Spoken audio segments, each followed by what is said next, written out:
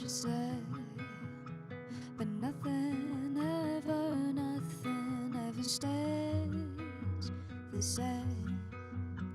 And so I keep my feet moving toward the wind that calls to me. Don't stray and say, but nothing ever stays so strange. So I keep my feet moving toward the beat that calls to me.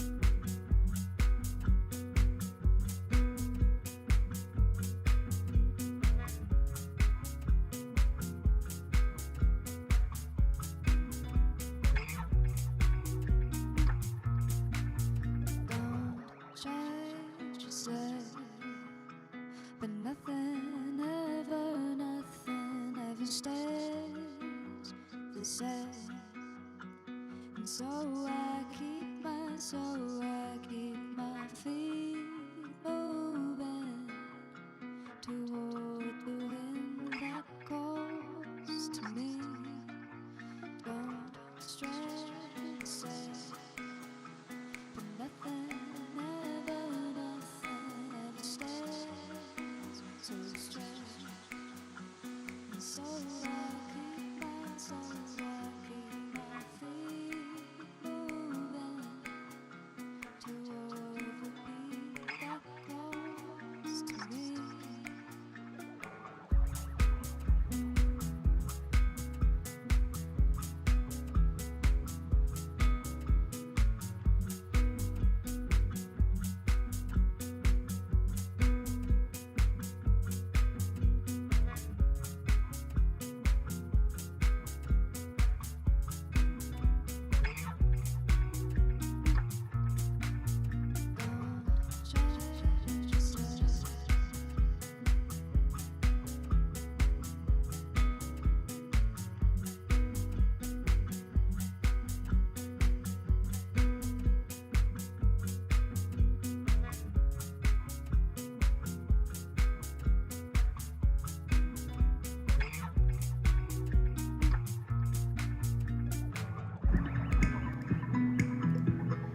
Hello, happy Friday night, everybody. Welcome to my tea table. My name is Elise. Let's have some fun tonight. Let's have some fun, listen to some cool music. Of course, all of our music always provided by dear friend Sojourner.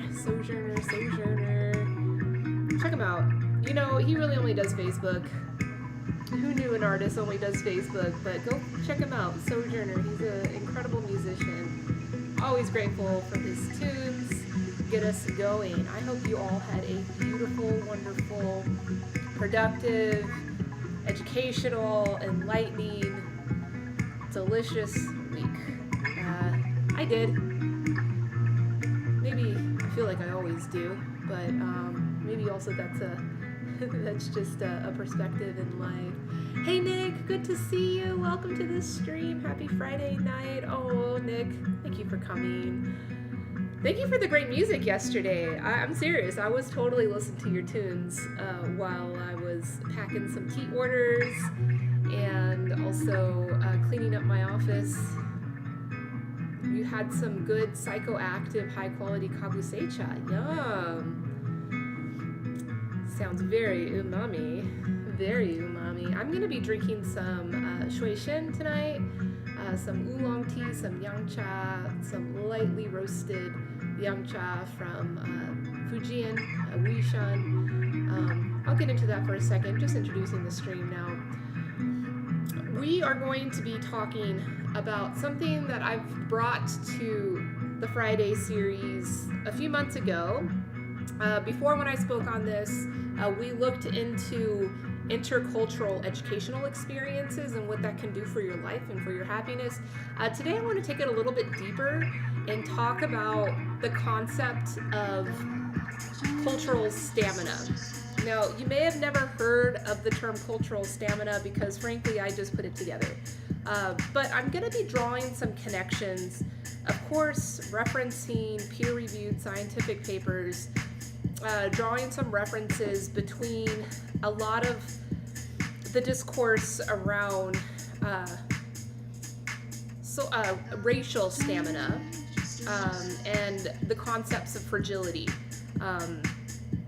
You might be hearing often about white fragility, and I really want to broaden this concept for us to learn specifically about that concept, but from the frame of what's known as social fragility, which I had never seen those two things pulled together before, but in a little bit of research I did earlier today, I realized there could be a lot of value in seeing the parallels. And then when we do that, we can think about cultural competence or racial stamina in the terms of cultural stamina, which ultimately is going to help all of us have stronger, more meaningful relationships in our life. Thanks. Let me turn down the music a little bit. I forgot to do that when I started. And there we go. Is that better now? I could go turn my mic up. I think my mic is fine. I think it was just the music that was up. I'm just using my speakers because I'm also streaming to Reddit as well as TikTok. So both of them need to go down.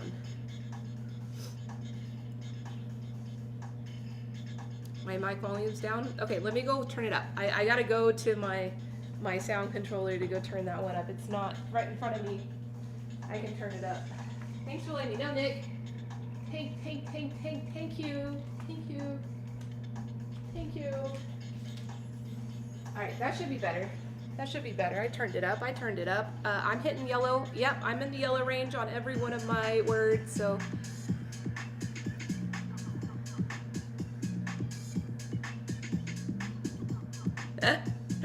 I don't take my sound levels very seriously.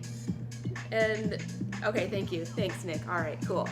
I had played around with my audio levels on my camera a whole bunch last weekend when I was in New York trying to record that ambient electronic set out in the garden.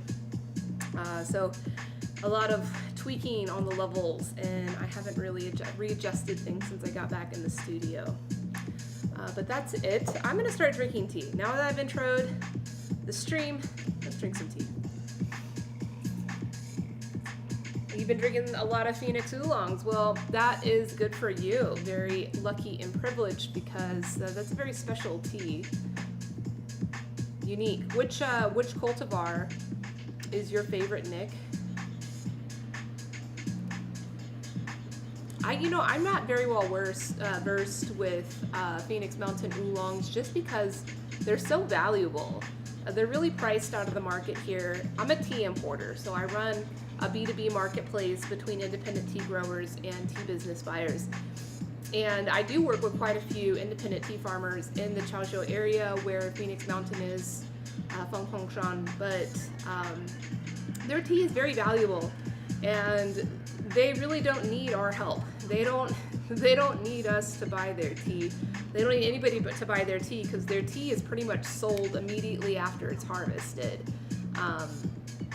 to tea buyers from Beijing or Shanghai. So even if I want to get access to the really good Phoenix Mountain oolongs, the organic ones, then I have to be there. I have to physically be there to buy them at the time of harvest, which I've done that before. It's really expensive, but it's delicious. They're special. They're really special.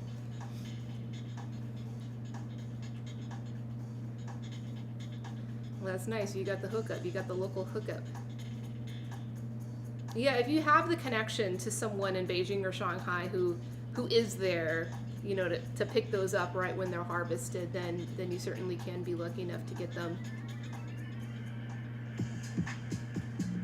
Yeah, most Chinese teas are just consumed domestically, so that's why the international market is not something super exciting for Chinese tea producers. On the other hand, in places like India or Sri Lanka, or producers throughout Africa, when an American buyer or a European buyer comes, it's very exciting for them because their tea has much more value in those foreign markets than it does domestically, which is really sad.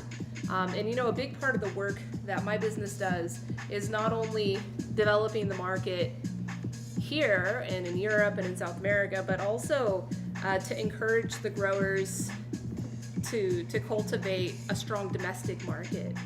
Because India, in particular, I believe India is a place that does have a big potential for a really great domestic market, especially in the large cities. You know, there is a growing community of affluent young Indians that are into connoisseur products, that certainly would like to enjoy higher quality connoisseur level teas from Darjeeling, from Assam, from Nilgiri, because they're enjoying wines, they're enjoying craft beers, they're enjoying whiskeys, other spirits, getting into it, having the affluence to enjoy those things. So yeah, I think it's a really smart idea to try to cultivate that domestic market versus constantly chasing the international market, because a pandemic happens and we get all of these challenges in logistics. It's happening right now. The news is not covering it because that would create fear in the market. And what happens when there's fear in the market is it affects the stock market and all of that. And the powers that be do not want anything like that to become manipulated. So you don't hear about a lot of these things, but there are major logistics challenges going on in the world right now. And so the tea is not reaching the international markets at the quantities and the speed that we're used to seeing. But, you know, if there was a strong domestic market, they wouldn't be so reliant upon that international logistics.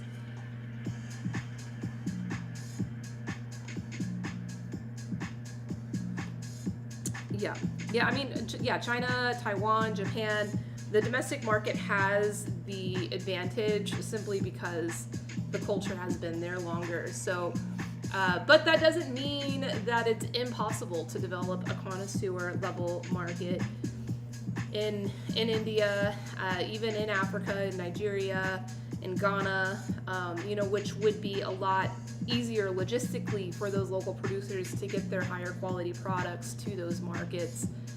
There's affluent communities within those markets. The education is just a big piece of it,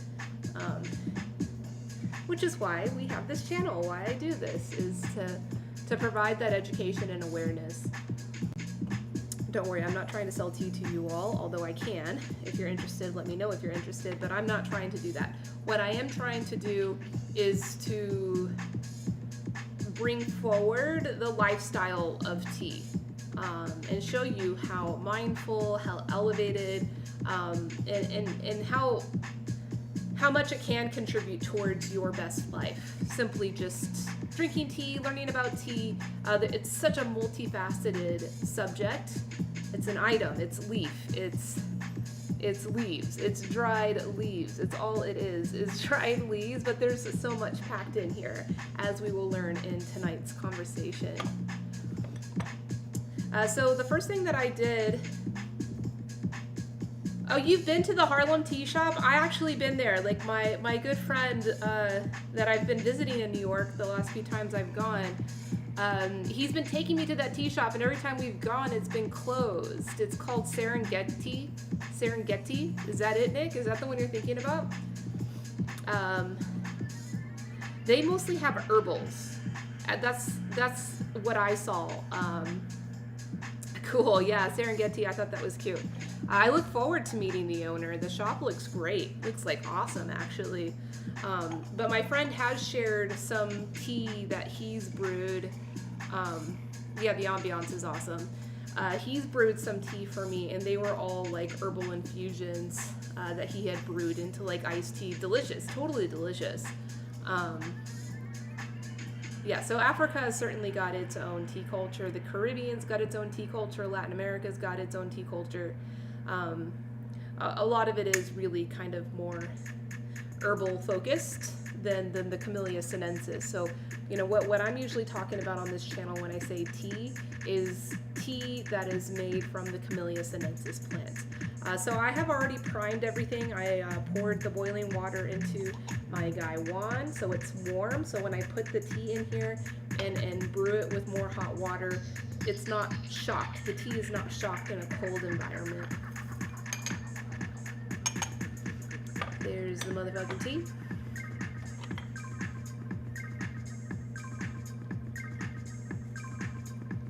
You're gonna move to New York, Nick? Is that what you're saying? You're gonna move there? Oh, that smells so good. Like, even just that, the hot water getting poured on that released so many aromatics. It's beautiful. It's gorgeous. You know, the oolong teas of Fujian and Guangdong, which includes Phoenix Mountain oolongs as well as Yangcha, this shui shen that I'm brewing here, are known for being beautifully aromatic, especially the dansongs, which translates to single bush. And so that single bush concept plays a big part in why it's so aromatic. Single bush just means that all of the leaf that's harvested for making that tea came from the same bush, the same genetic material, and that genetic material, or that variety, that bush, that mother bush that's selected, is selected based upon a characteristic associated with aroma. And so that's why a lot of the different Phoenix Mountain oolong, the names of them will be something with aroma in the name. The most iconic one that has become really popular in the U.S. is duck shit fragrance oolong. And there's a lot of folklore and legend behind why it has such a funny name like that, duck shit. Ultimately, it was a name given to it to distract the market from thinking that it was like a beautifully aromatic tea. But it is a good smell. It doesn't smell like duck shit. I mean, I don't know if I've like, actually I did. When I was in high school, I lived next to a lake and we had ducks there. And so I certainly got to smell their shit. Because they shit everywhere. The tea does not smell like that at all. Oh, that's great. Well, yeah, when you get to New York, we'll definitely get to be buddies because, yeah, I visit there often. Actually, I've gone there 3 times in the past 3 months. I've been developing a pretty close relationship with my friend there, so I'm sure I'll be going back. Although my friend is thinking by next year that he'll be moving. He doesn't know where. But I think he's just kind of getting tired of living in the city. Like, he loves the city, and I'm sure, Nick, you'll, if you're living in the city, you'll probably end up developing a similar a sentiment, because I think a lot of people have this sentiment living in the city, like, love the city, but the dynamics of living in the city has just become so challenging. You know, rent is so high. Oh, you won't live in the city. Well, that'll help. You're too old for that. It's fun. It's exciting. There's always something great going on. Cool. Yeah, that my friend, he wants to move out, get some land, some property somewhere, and live outside of the city. So, but I have a lot of business in New York City, so I know I'll be back. I'll be back in the city to visit and to do work. This tea is wonderful. You can see the beautiful, vibrant color coming from it, the very clean liquor.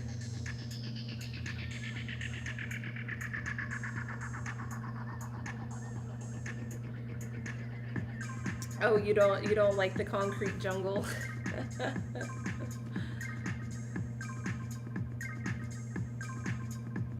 Pet bears. I don't know if bears like to be petted. It reminds me of that video that went viral last week of the bear that was trying to scale the fence, and the dogs were, you know, barking at it and trying to go at the bear, and the person, the human, I'm saying human because I have no idea. I heard different things of the age of the human. I don't know anything about the human, but in the video there's just a human that goes out and just like, without thinking, man, what was on that person's mind? Just like chuck the bear off of the fence to save the dogs. Like, beautiful. So, you know, I just wonder what happened to the bear after that, because it looked like it was like a neighborhood, right? So the bear probably went to some different places after that. That's BC life. I don't know if that was in BC. I think that was in California. But I think the whole like Pacific Northwest. I saw a bear on the side of the road when I was on a road trip in Oregon one time. It was exciting, but it was also very scary. But, you know, we just like kind of sped right past it. But it's just scary to think that something so powerful and majestic and deserving of respect like that is just right there, you know?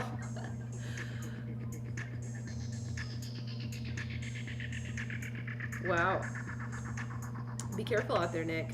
Be careful out there. Oh, this tea is beautiful, like super light. If you saw how I steeped it, and I'll do another infusion now. This is the leaf here. It's only been infused one time. I should be able to infuse this leaf several times, potentially 10, 12 times throughout the course of tonight, throughout the course of the stream. And I'm doing Gung Fu tea brewing style. It's not a ceremony. It is just, it's almost more of an intentional way of brewing the tea. And the concept of Gung Fu can be applied to so many things in life, not just to tea. It's just mindfulness. It's paying attention to every detail, and your ultimate goal, your intention, is to brew the best cup of tea that you can. Typically, you would have a guest. You are my guest, so if you were physically here with me, I, of course, would be having all of my attention on providing the highest level of hospitality that I can. That does not involve pretension. It does not involve... it just involves holding space and making someone feel comfortable and vulnerable. And you'll see that throughout the course of tonight's discussion, that Gung Fu comes through not only in the tea service, but also in the conversation. So I'm brewing the tea. I use like a high amount of tea leaf to water, maybe different than what you're used to seeing in a large teapot in the Western style of brewing. And I only steep it for less than a minute, maybe only 40 seconds if you saw there. Steep it for just a short period of time.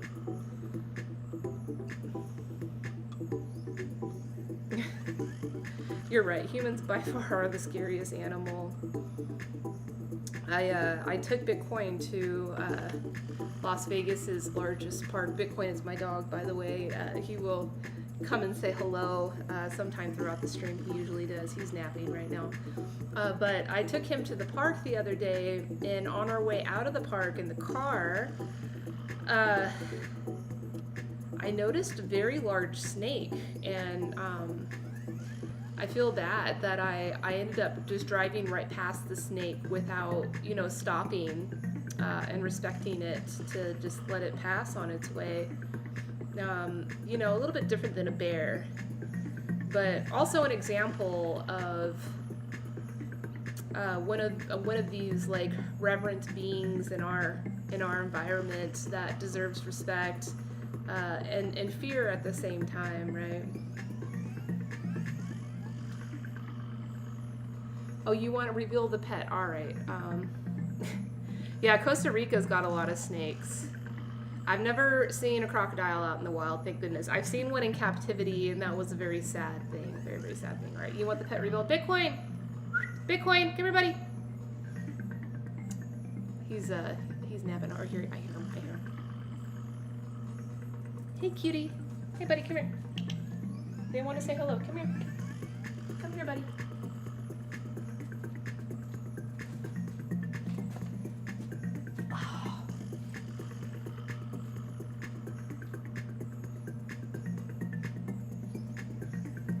This is Bitcoin. Say hello. Yes, this is my pet. He's a good boy. He's a golden pup. Golden pup. He is the CFO and head of security of our little tech joint here. He counts all the money and makes sure everything is safe. And he's a good boy. He's a good boy. Is that good? We lost some viewers, Bitcoin. Usually Bitcoin comes on stream and everybody gets excited. Here, I'll let him sit here and he can hang out with us for a bit.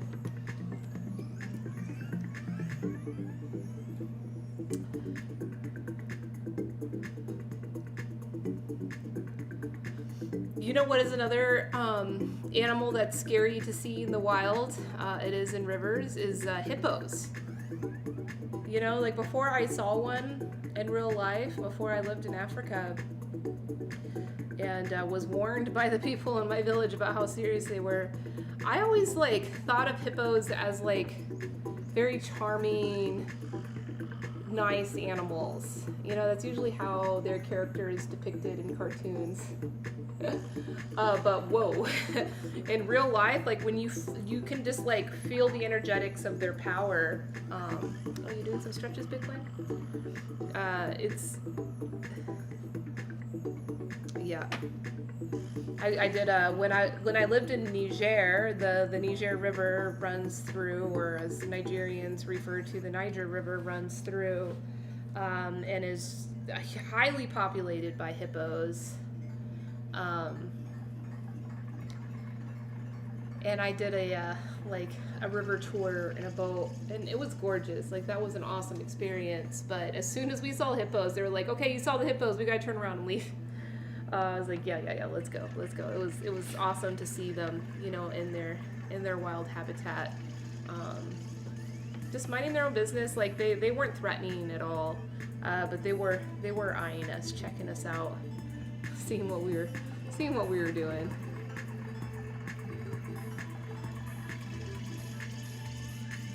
Yeah, have you gaustrains? Have you ever seen a hippo? I mean, even in a zoo in captivity.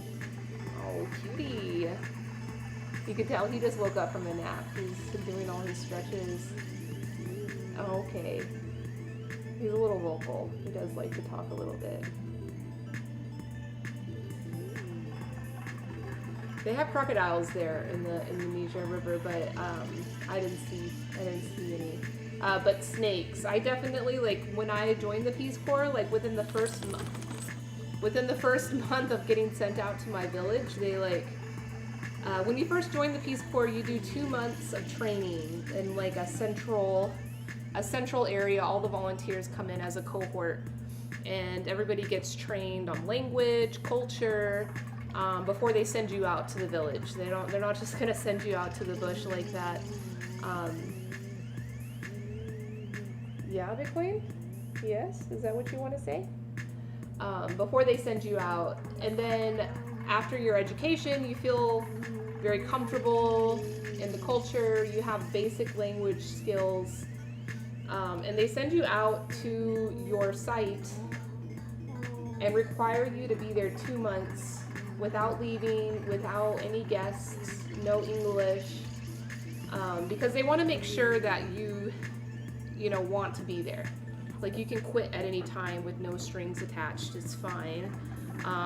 But they want to make sure you're ready to be there for 2 years. And within the first month of that time in my village, I had a huge snake. Like, this thing was like 7 feet long. Just slither, I think is the right word. Like, slither into my my little mud hut while I was hanging out reading in the morning. That was certainly intimidating, because that's one thing they do train you, is that there's like hundreds of varieties of snakes that exist. This was in the Sahara Desert. And they said there's, lots of snakes that exist there. Not a single one of them is non-poisonous. They are all poisonous. So I was pretty scared. And this is the funny part of this story. There is a funny part of this story. All right, Benjamin. He wants cuddles. He's feeling needy. I was sitting in like the outside area of my mud hut. That was the only place that was like cool. Like inside the hut, it was too hot. Like it just insulated all the heat in there. You couldn't hang out inside the mud hut. You couldn't sleep in there. So like your bed was, all right, you're going down. Your bed was actually outside, but you had like walls. You had like a compound around your mud hut, so you had privacy. And so in the mornings, it'd be freaking hot. I mean, it was freaking hot all the time. So in the mornings, I would just be hanging out after I woke up, prep my breakfast, whatever. I'm drinking water, hanging out. And that was when the snake came by past me and went into my hut. And I was trying to keep cool, so I wasn't wearing any clothes. Because I was in my own private space. I didn't think that I would need clothes. All my clothes was inside the hut. Which I was deathly afraid of going in to retrieve. And so all I had was like the fabric that I was using as like my bed sheet to wrap myself up in. That's all I had. Because I went out into the village to ask somebody to help me with this snake because I didn't know. And so I got this like fabric wrapped around me, which wasn't taboo. Like a lot of women just dressed like that as they were working around the house, taking care of the families. But I didn't know the word for snake. I did not know the word for snake. I had basic vocabulary, basic language. The language spoken there is Hausa. So I spoke very basic Hausa, but I did not know the word for snake. And so I'm like running frantically throughout the village, talking to everybody, saying, I have this thing, there's this thing in my house, this thing. And I just I thought that was the universal sign language for snake. It wasn't, because no one understood what I was saying. They're like, what? Minana? Minana? Minana? What? And I was like, Machizi. No, that's the word, Machizi. I'm so sorry. I just totally gave the punchline of the story. But I was like, this thing. And finally one of the ladies rolled her eyes at me and she was like, okay, let's go see what the white girl needs. And she came to my house. She had a baby wrapped on her back and she had a toddler in her arm. And she goes into my hut and she puts her head in, and I'm telling her to be careful. I'm like, careful. And she puts her head in and then immediately just jumps oh, Machizi! That's the word for snake in Hausa, Machizi. And so she ran and got her husband, and he came in with a big piece of wood and just knocked him out in the head, dragged the snake out, and it was a big victorious moment in the village. They all wanted me to take pictures of them with it. The whole village wanted to pose with the white girl's snake. Yeah, that was probably my scariest encounter with the snake. And I'll never forget that word. So much of the Hausa, because that's a language that's not widely spoken outside of its place of origin, because it is actually the second most widely spoken native language of Africa, second to Swahili. Swahili is a very widely spoken language in Africa, and actually a lot of people that speak Swahili do end up immigrating to other places, and so you do come across that language quite a bit. But people that speak Hausa typically don't leave. It's Niger, Chad, Mali, Burkina Faso, some parts of Nigeria, northern Nigeria. So I don't get to practice it. I don't meet Hausa people often that I get to practice the language with. So I found that I've lost a lot of my Hausa language, unfortunately. But Machizi is one of those words I'll never forget. Oh man, kangaroos. No, kangaroos are vicious. I went to Australia one time, and We didn't have any up close encounters with kangaroos. I think that happens. It's a very common thing. They'll just come right up to your porch, or they'll come right up to your door. And if you disturb them, they're very powerful animals. But I did see from afar some kangaroos fighting each other. And that's not sock puppets. That's not like... I always imagine like kangaroos fighting each other. Wasn't there like a little puppet toy and they had like... They're like little boxing kangaroos. It's really cute. That's not how kangaroos fight out in the wild. They will like... They have these huge, powerful tails. And they will like balance themselves on the tail with a lot of strength. Like a lot of bounce strength just from the tail. And they'll use their legs, their hind legs, which also are strong, and kick. And yeah, they are scary animals. Don't mess with kangaroos. You see, when I think you've got to keep a very respectful distance from them.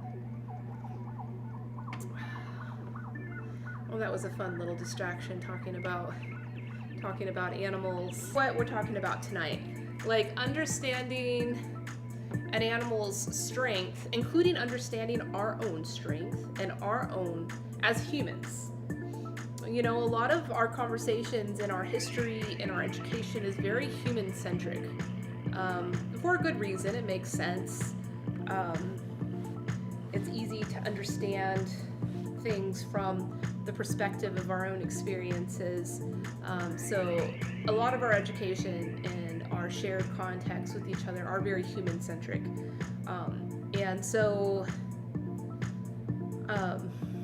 understanding animals that have great strength and respecting those animals and providing the reverence that they deserve despite having fear for them is a very powerful practice of interspecies stamina. And that is a word I don't think has ever been made either. I think a lot of the vocabulary that I'm going to be using tonight is, I don't know if it's very disrespectful. I'll find out. Yeah, I'm testing something out. And if anybody finds anything disrespectful, please feel comfortable to speak up. That's what this is about. But they are terms that are being used in great length in very specific topics. And what I'm trying to do is generalize these topics to make them easier to understand from many different perspectives. I had no idea that I was going to be applying these principles to the interspecies interactions. I was mostly thinking of interpersonal, like interactions with other cultures, interactions with people with different perspectives and experiences that are our own. That is the focus of tonight's conversation, but I think it's relevant in comparing from a non-human-centric perspective how understanding our relationships from interspecies type of relations can be very powerful and can teach us a lot about our interactions with different people, with different experiences and perspectives. So on Friday nights, I come on stream. I stream to Reddit. I only stream to Reddit on Friday nights, but I stream to Twitch 5 days a week. But on Friday nights, I do a segment called Best Life Fridays, where I do a deep dive into a topic, usually a topic that is related to the lifestyle of tea, about how we can all find our own path onto our way to our own best life. There is no one size fits all for everybody on this, so in no way is this any kind of prescription of what we should do. We are all going to go on our own journeys, but the purpose of these conversations is to help us like ask the questions that will get us on the path that we need to be on, because it's a constant learning cycle and learning process. And typically the topics that I choose are relevant to personally to me. So this could be considered a selfish thing, and a lot of this work is work that I know that I need to do for myself. But I've been doing this all year long, and every conversation has been awesome. They all end up in very different places, and a lot of times it's chat that takes us there. So please feel free to ask any questions you want to ask, to make any kind of comments that you feel. Everything is welcome. This is a co-learning process. Everything with me is a co-learning process. Even though I am confident and willing to facilitate these conversations, I really am learning in myself. Or I'm learning for myself in these conversations. Today's topic around what I'm titling cultural stamina. Again, that's a term that does not exist. Google it, it doesn't exist. Perhaps it will in the future. I think it would be great if it will. What I pulled this term from is merging together the concept of cultural competence, which is a very well established, well written upon topic.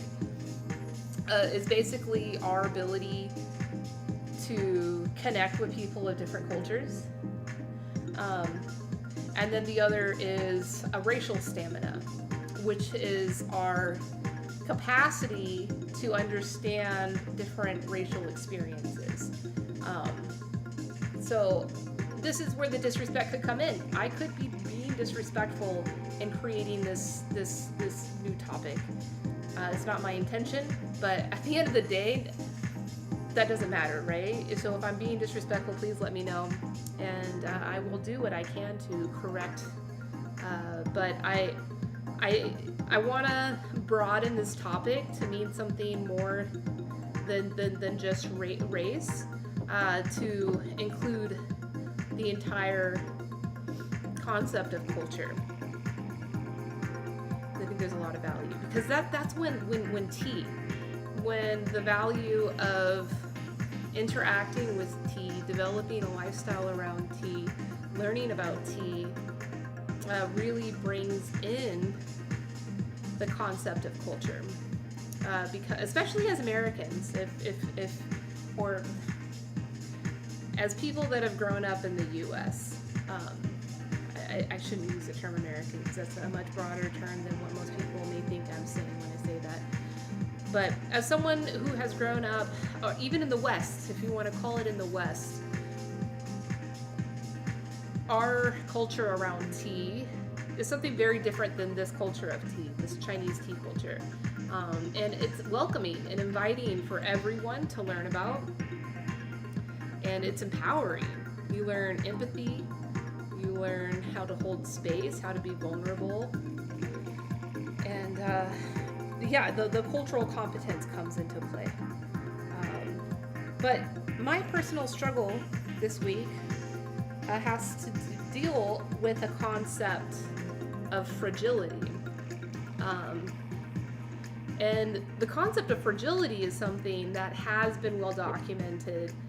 Cultural fragility is something that has been well documented. And the specific type of fragility that I am realizing for myself is white fragility. And again, I don't want to focus on the white fragility, although we're going to read about the original citing of the concept of white fragility, but I also want to reference cultural fragility, because that is a much more established topic. And all the articles that I'll be referencing today are peer-reviewed articles, academic articles, and cultural fragility is something, and from the outside, cultural fragility and white fragility seem very different things, because they are very different things. But on a broader level, they have to deal with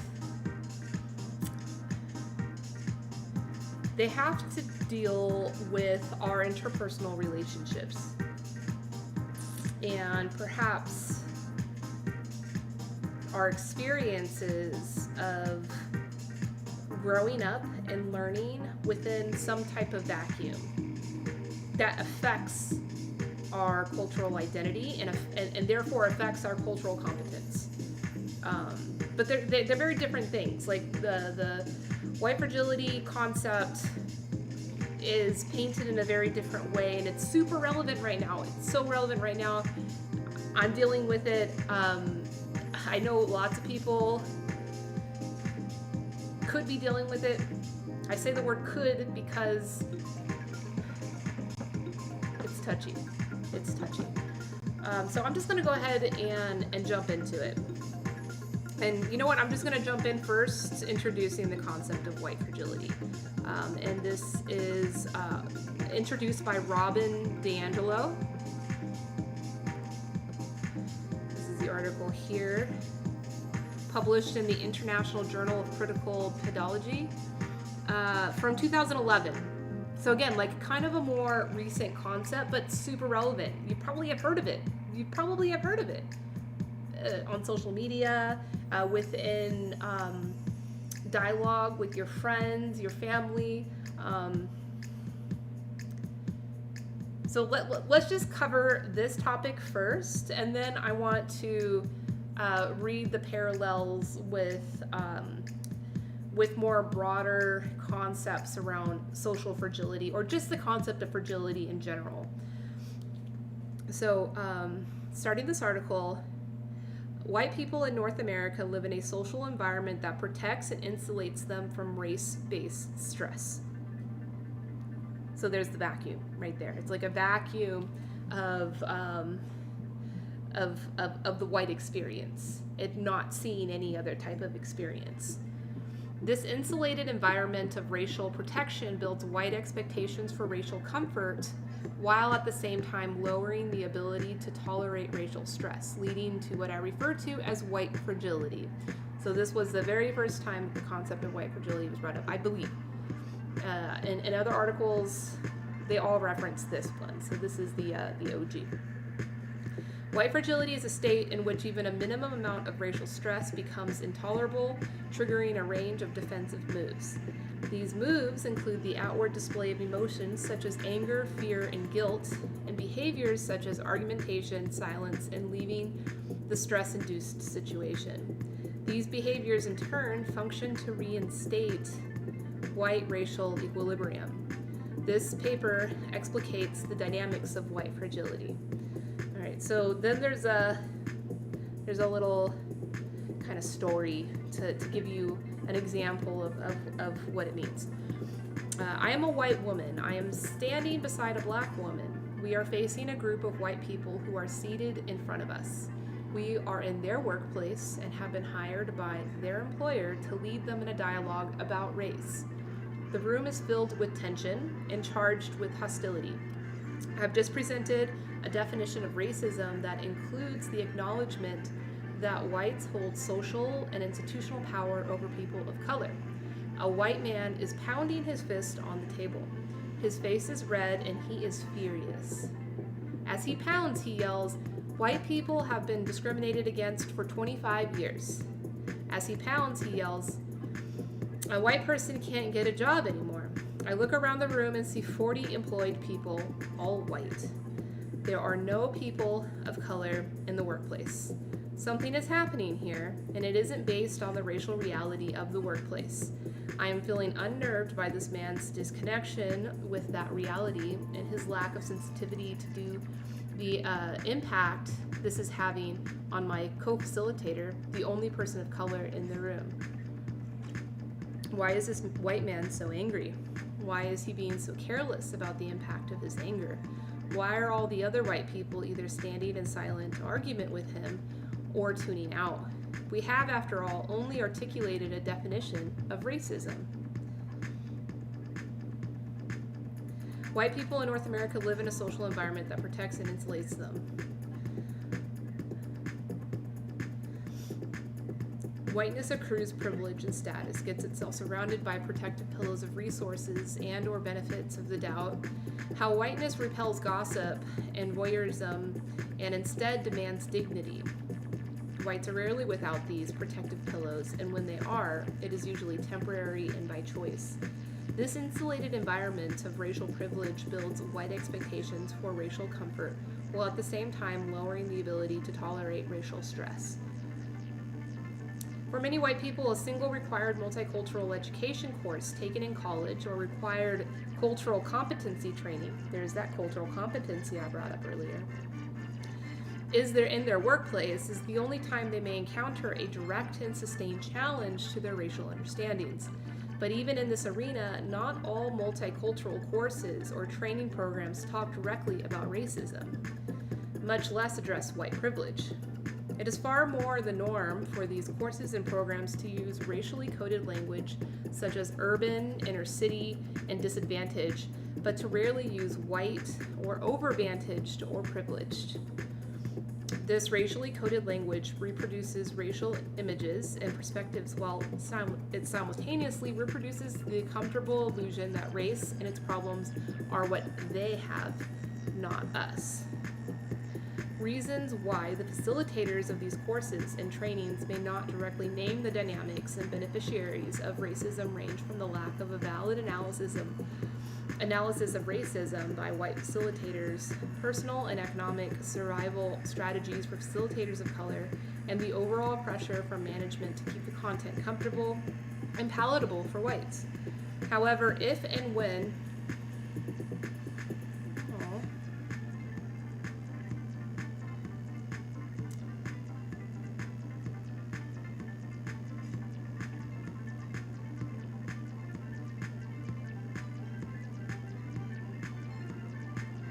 Reddit turned off.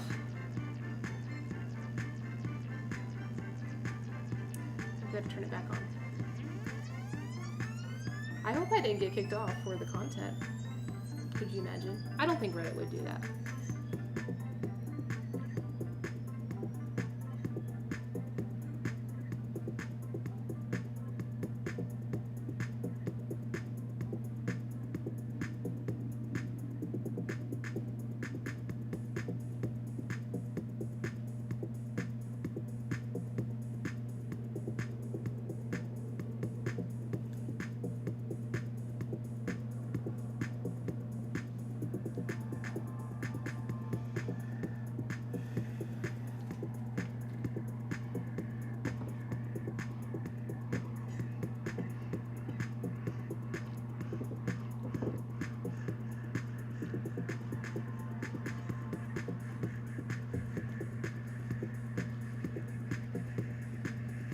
Sometimes the connectivity is problematic with Reddit.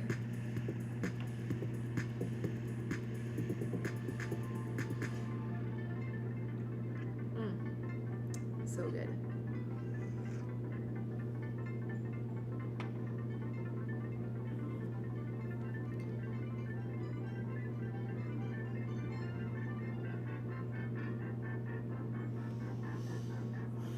All right, I'm going to continue. Seems that Reddit's having some issues.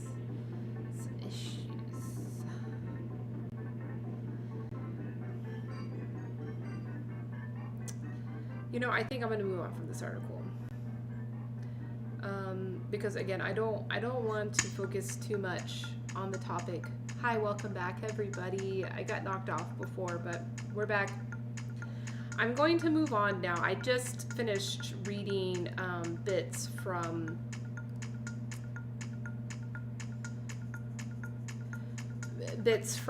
the original article that defined white fragility.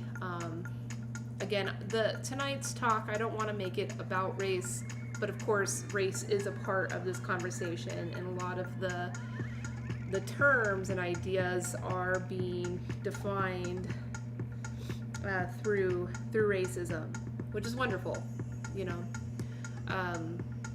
that these things are becoming defined. But what I want to talk about now is coming from, this is an article, New Frontiers of Social Policy, from the World Bank, titled Societal Dynamics and Fragility. So this is defining the more broader concept of cultural fragility, which is a much more established concept that has been wrote upon within academia for far longer than white fragility in particular. And I have never seen the two terms linked before. But let's read about it and see if we can deduce our own parallels, and see if we can learn something for ourselves from it. And if you just got here, my name is Elise. Welcome to my tea table. I am a tea expert. I'm a food scientist. I have a tea importing business / technology company based out of Las Vegas, Nevada. And I stream conversations, learning experiences from my tea table. I stream 5 days a week to Twitch, but on Friday nights I stream to Reddit. It's wonderful to be on Reddit. I've been on Reddit for about a decade now. Really enjoy the community and the learning that I can do there. I stream exclusively from my phone to Reddit. I like that. I like the realness. But as you can see, I've got the green screen behind me. So if you are interested in seeing the full streaming experience, you can visit the Twitch channel there. And again, I stream 5 days a week onto Twitch. Let Tea, that's the name of my business. And my name is Elise. I am Let Tea. I've had employees in the past, but I practice a business framework that I call distributed entrepreneurship, where I am challenging the concept of multinational operations of a corporation. Instead of it being fully vertical and owned by a centralized organization, it is simply a platform that empowers a network of distributed small businesses, distributed entrepreneurs, that do the work that typically would be done by a centralized organization. So in the example of tea, you could compare it to like a Starbucks. Starbucks is the conventional way an international corporation would operate, where they own production, supply chain, quality or value add, service point, retail point. They own it all. And what happens in that is power gets accumulated, but additionally, the opportunity for transparency becomes less and less, because externalized cost, the benefits or the losses to various stakeholders in that network can be easily swept under the rug. And through my experience of being in the Peace Corps, of working with rural farmers, I realized they deserve to be business people too. They deserve to have their voice heard. They deserve to be a part of that corporate structure where their voice can be heard. And so that's the experiment I'm doing now. So I challenge myself to work alone so that I can be that platform that shares in the value creation and value distribution in a more transparent way. So yeah, we do a lot of work with cryptocurrency. We are one of the first Bitcoin merchants in the world. We released the world's first altcoin payment processor, and now we pretty much exclusively do all of our international trade through cryptocurrency, because fuck the banks. That's all I gotta say. Okay, so over the last 2 decades, concern has risen over fragile states and situations. These areas, now home to at least a quarter of the world's people, experience some of the worst development conditions. Most fragile countries fall far behind on achieving the Millennium Development Goals that the World Bank has, because this is the World Bank's article. And they often generate spillover effects such as trafficking in illegal goods and persons and corruption that threaten the stability of neighboring countries. Responding to these situations has become a top priority for the international community. The World Bank established support to Fragility as one of its 6 strategic priorities and devoted the 2011 World Development Report to the topic. The label fragile is applied to a diverse range of contexts, from conflict-affected countries such as Afghanistan and Somalia to weak institutional settings such as Haiti and Guatemala. Recognition is also growing that pockets of fragility can exist even when overall state capacity is solid, such as in slum areas of middle-income countries. No consensus exists on a specific definition of fragility. nor is there an agreed on list of fragile states or situations. Yet, generally speaking, most donors define fragility as a problem of weak state capacity, legitimacy, or will to deliver basic services. Because fragility is seen in this way, the dominant policy response to fragile situations has emphasized state building, increasing the capacity of the state to fulfill core functions. The study reported in this book departs from the dominant approach in that it views fragility as not only a problem of state capacity, but also one of relationships in society, right? So this is taking the concept of fragility from a much higher viewpoint, from like a macro viewpoint, and saying it's not like, because as we saw in this past paragraph, like a lot of things are expressed as fragility, trafficking, corruption, but they're still all fragility. So what's the meaning of it even at a higher level than the actual activities? In other words, although some elements of fragility emanate from the state, others are deeply rooted in societal dynamics, the way individuals and groups interact and the relationships that form out of their interactions. This includes the relationships between groups in society and the state. Seen in this way, fragility is not a static condition, nor is it all or nothing experience. Fragility can best be understood as a continuum. Societies can experience extreme state failure and violent conflict at one end and varying degrees of fragility at other points along the continuum. The continuum does not imply a linear process, as societies can jump around to different points as societal dynamics shift. Viewing fragility in this way allows one to recognize that all countries experience fragility, although to different degrees. The study sought to understand the nature of the fragility continuum to offer insights for interventions that can help prevent societies from slipping towards greater fragility and violent conflict. It is argued that where society falls on the fragility continuum is directly influenced by the degree of social cohesion, understood as the overall quality of relationships across groups.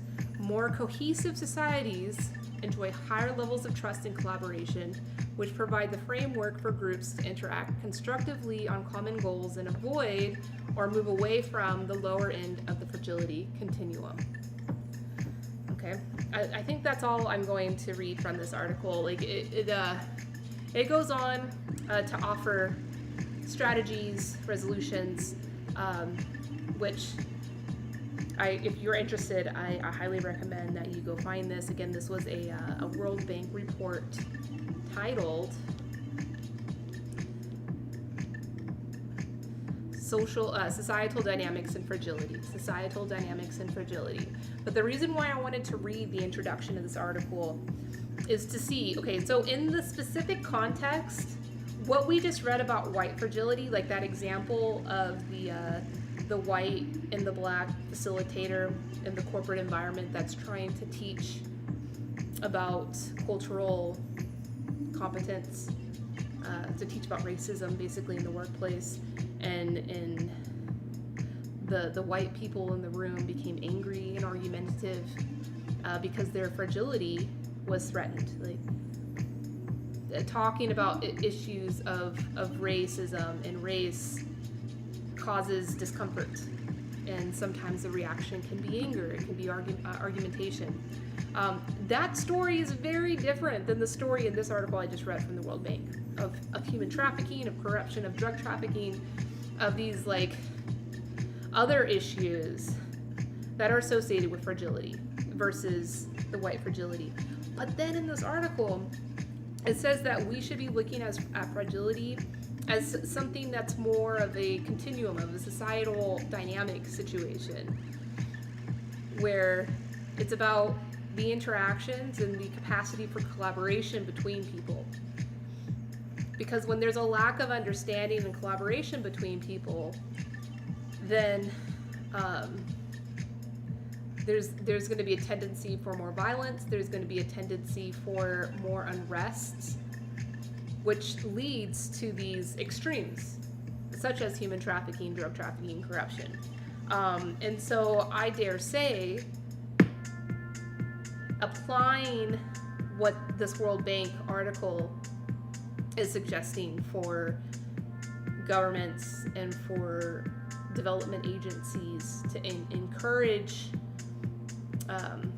mobilization away from fragility, if we apply that same concept to the white fragility that we are experiencing in conflicts in our own communities, could help us avoid sliding into a state of fragility where there is violence, where there is corruption. The parallels are deep there, and it's important. So, if you are at some point accused of white fragility, or if you accuse someone else, if you are a person of color and you feel as if you're trying to be heard and you're trying to share your experience with a white person and they are experiencing discomfort, it is very important that it's addressed. It is very important that it is restored and resolved, because it's a slippery slope. We could say, oh, that's just angry white people that feel that affirmative action is against them. It's like, okay, well, it may be that today, but if we allow that snowball to continue to flow down the mountain in 10 years, there could be major corruption. Not to say that there isn't already, there already is. The systemic problems are already there, but they will become worse if we don't address these things. And this is work that I have to do myself. The reason why I'm doing this study is because I experienced myself having some white fragility, because I didn't understand someone else's perspective, and I used words without understanding the power of those words. I didn't become argumentative, but I think there's a lot of different ways that white fragility can be expressed. It's not always banging the fist on the table and saying, this is not fair, white people are disadvantaged. No, that's just one example. In my case, I thought I was speaking on behalf of women, and came to find out that in the context that I was doing that was disrespectful to a woman of color that was sharing a different vulnerability, where my vulnerability or my struggle I was trying to share was irrelevant, and it was disrespectful for me not to just listen. And if I don't do this work, I will be part of the problem. I am a part of the problem, right?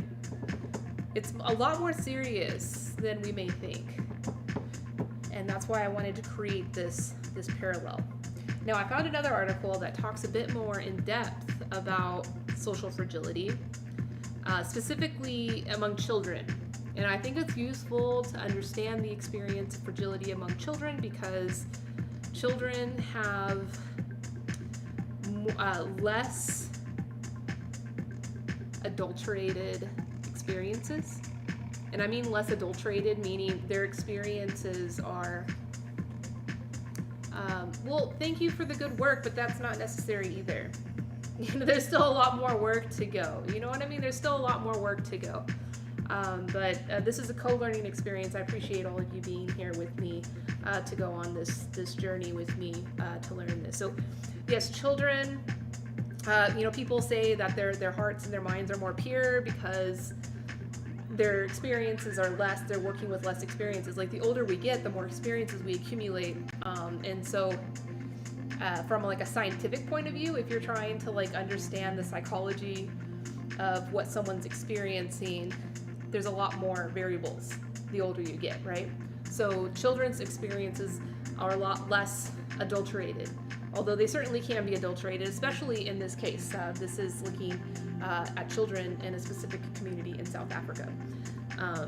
But this is published by Patricia Catherine Henderson in it's a Doctor of Philosophy in the Department of Social Anthropology from the University of Cape Town. So this is actually a student's thesis that was published from 1999, right? So, like I said, social fragility is a topic that is much more established in the academic world more than white fragility. The article I shared on white fragility is from 2011, which is only about a decade.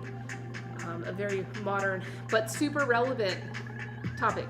Like, I'm hearing that almost on a daily basis now, on social media mostly, because it is still like, it's still a part of like the daily discourse happening, of individuals talking about. I'm drinking tea. I'm drinking a beautiful Shuishin roasted oolong yangcha from Fujian, China, and talking about social stamina or cultural competence, like how we can relate with other people with different cultural experiences than our own, and how that can create more collaboration, more meaningful relationships. And as we just saw in the report by the World Bank, less likelihood of violence, of corruption, of the extremities that we definitely do want to avoid. Thank you for joining the conversation. This is a deep, heavy conversation. We are talking about, well, most of the conversation about race is finished, but there are intersections with race, as well as, I mean, ultimately this is a conversation around different marginalized experiences being able to interact with each other. So race is definitely a huge topic around this. So just full disclosure, we are talking about that. And I welcome all questions. This is a co-learning experience. Like, I'm literally like reading these articles for my first time, and I'm learning about this stuff as my first time. But I'm drinking tea. I'm feeling comfortable. I'm feeling vulnerable, and I want to learn. L-theanine has caffeine in it, but it also has L-theanine in it, and those two compounds together create a mental focus and a body relaxation. So if you are going to have these kind of conversations, which can be, I mean, they can be really threatening to our own selves. As a white woman, it can be very painful for me to read that my own fragility is being threatened in having meaningful conversations about racism and about trying to evolve our society to a more peaceful society. It can be painful, and so drinking tea can make the process a little bit easier. So I appreciate you being here. Please feel free to ask questions. Please feel free to make statements. I respect all statements. There's very few rules here. I'll let you know if the rule gets broken. I only really have one rule. That's it. I mean, it all has to do with respect, but not a lot of rules. So please feel free to say what you want to say. Ask any questions that you want to ask.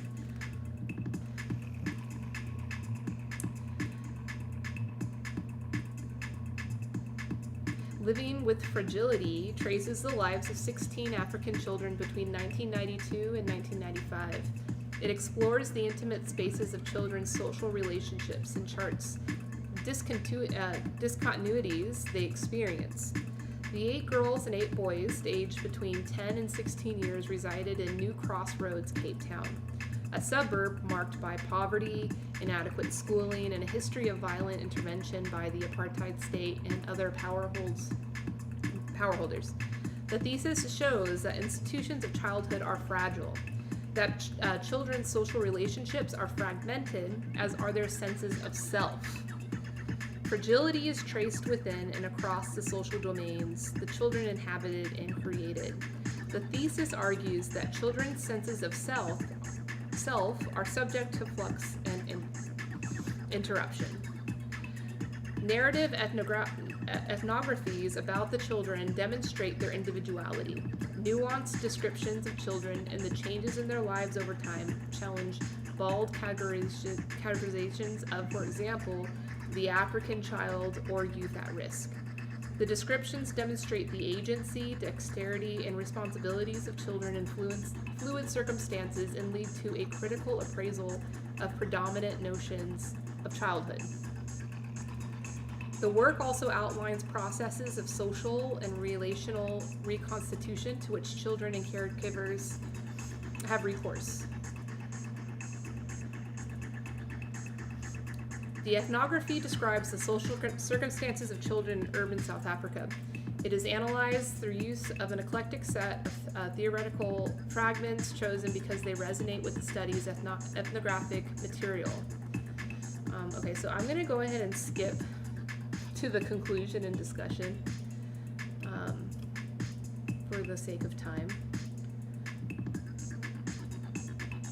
But, you know, the reason why, just in reading the abstract of this article, I felt it was relevant to this topic is that it says that these children's fragility results in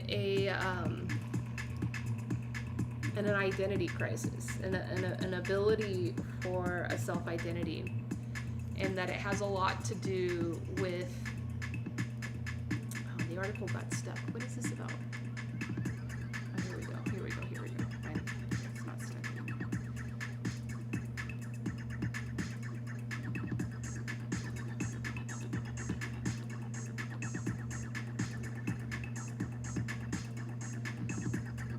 Let me read it in the words of the researcher.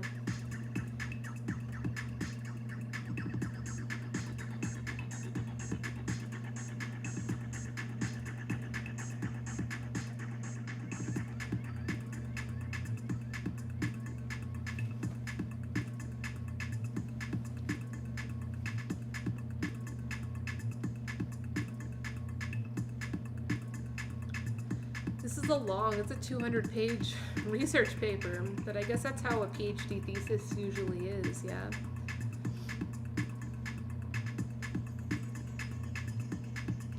I guess I could have looked at the table of contents.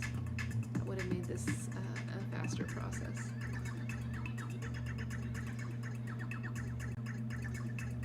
Alright, I'm in the conclusion now. Senses of self are not separate from possibilities for action within the social realm. A social situation characterized by fragile social relationships demands of children that they be dexterous, resourceful, adaptive, that they take responsibility. Such dexterity can somehow lead to a lack of focus, a mercurial adaptation to circumstance, and a lack of future orientation. It can also lead to periods of dissociation where children demonstrate an embodied disaffection with or challenge to the world.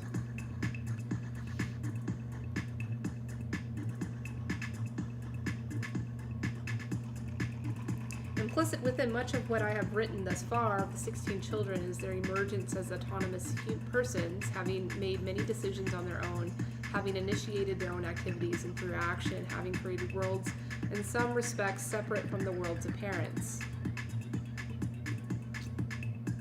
From a detailed examination of both Eric's and Lalezzi's senses of self, as well as from what I have written in previous chapters concerning social relationships characterized by fragility within families and within the wider social context that children occupy, I suggest that for children in relation to their senses of self and new crossroads, there is seldom an endpoint or the conviction of having arrived, if only for a while.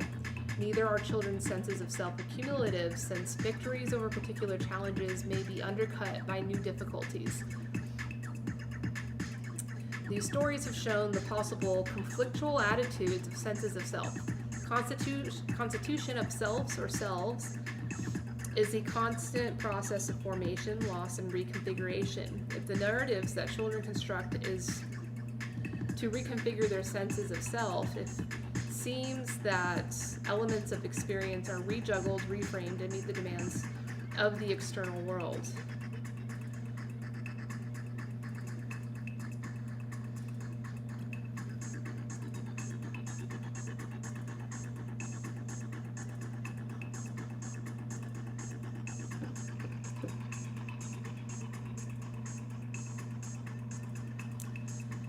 The dissertation, or ethnography, of a number of children in New Crossroads has come to reveal a layering of fragility within their lives. When thinking of fragility, an image that comes to mind is a scattering bright shards of porcelain against a harsh ground. The image tends towards polarization, towards an absolute distinction between that which is broken and the surface against which it breaks. The social fragility within which children live in New Crossroads is of another order. Although the dissertation illustrates fragility as severance and breakage of, for example, bonds within families. The shardings within children's experience are accompanied by attempts at reconstitution. Repertoires of reconstitution are carried out by children and their families in dexterous ways. Theirs is a series of reconstitutions, however, to which there is seldom a complete resolution. The harsh ground against which the experience of children becomes discontinuous is a ground created in large measure by the state of Deus Machina. As has been suggested in several chapters, the apartheid state intervened in the intimate spaces of families, precipitating separation between members and between places of work and places of domicile. Interwoven with the regulations that affected the above separations is a history of restriction in economic and educational opportunities for Africans. Violent interventions by the former state within families culminating in the 1980s contributed to intervention of functions associated with the democratic state. Instead of protecting its citizens, the state construed of most South Africans as enemies and thus attacked them. Despite the demise of apartheid, an inversion of institutional functions remains entrenched in everyday lives of children in New Crossroads and is linked to what I have described as institutional incoherence.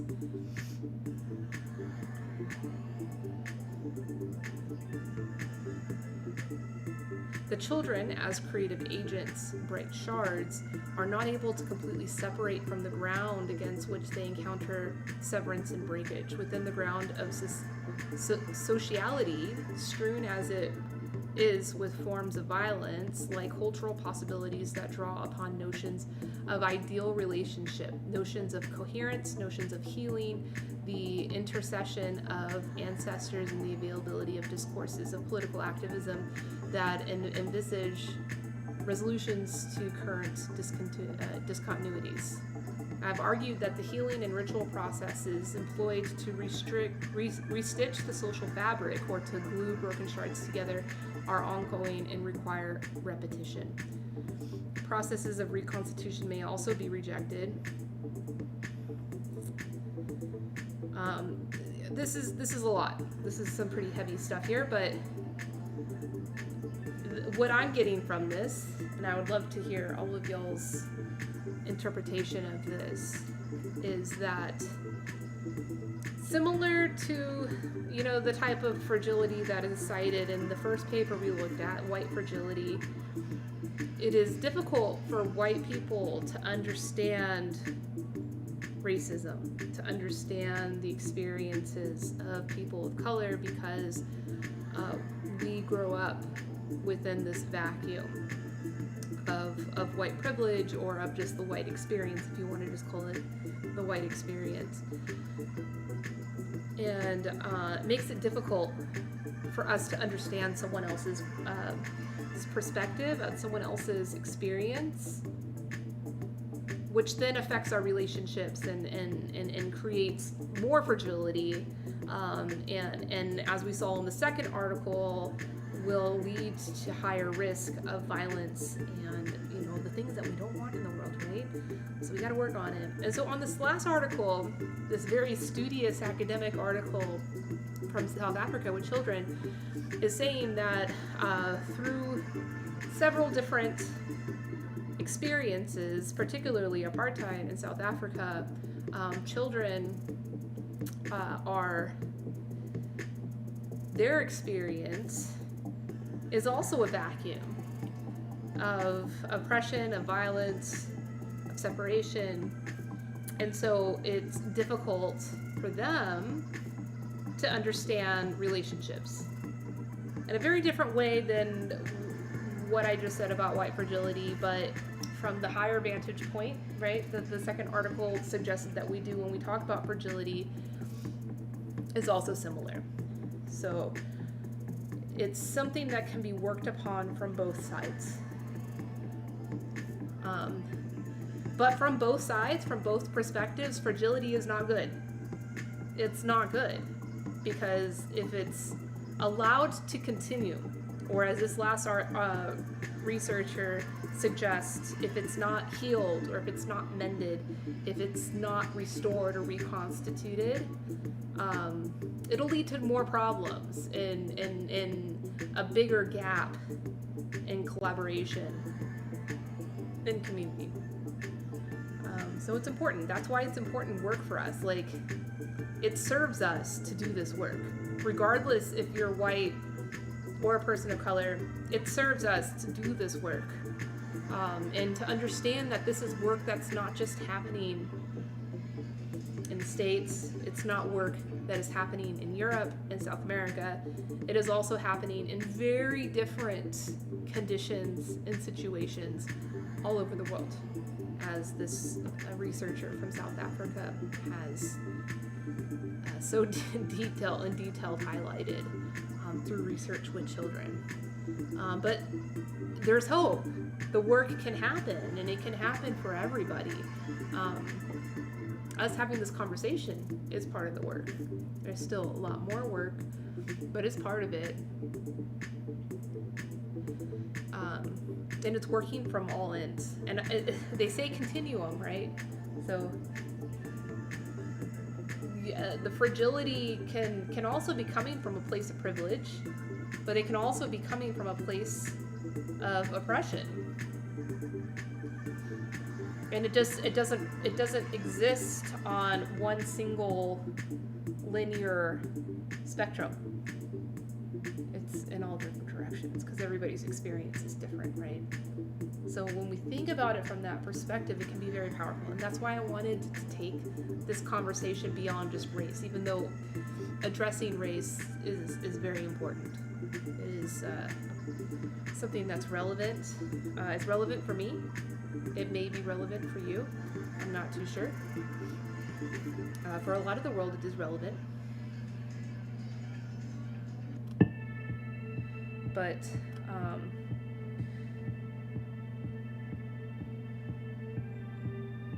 the World Bank article referenced fragility, Afghanistan being an example of a fragile state, of fragility being there. And maybe race is not the core issue of that fragility. So that's what I'm trying to say, is that like it's not only about race.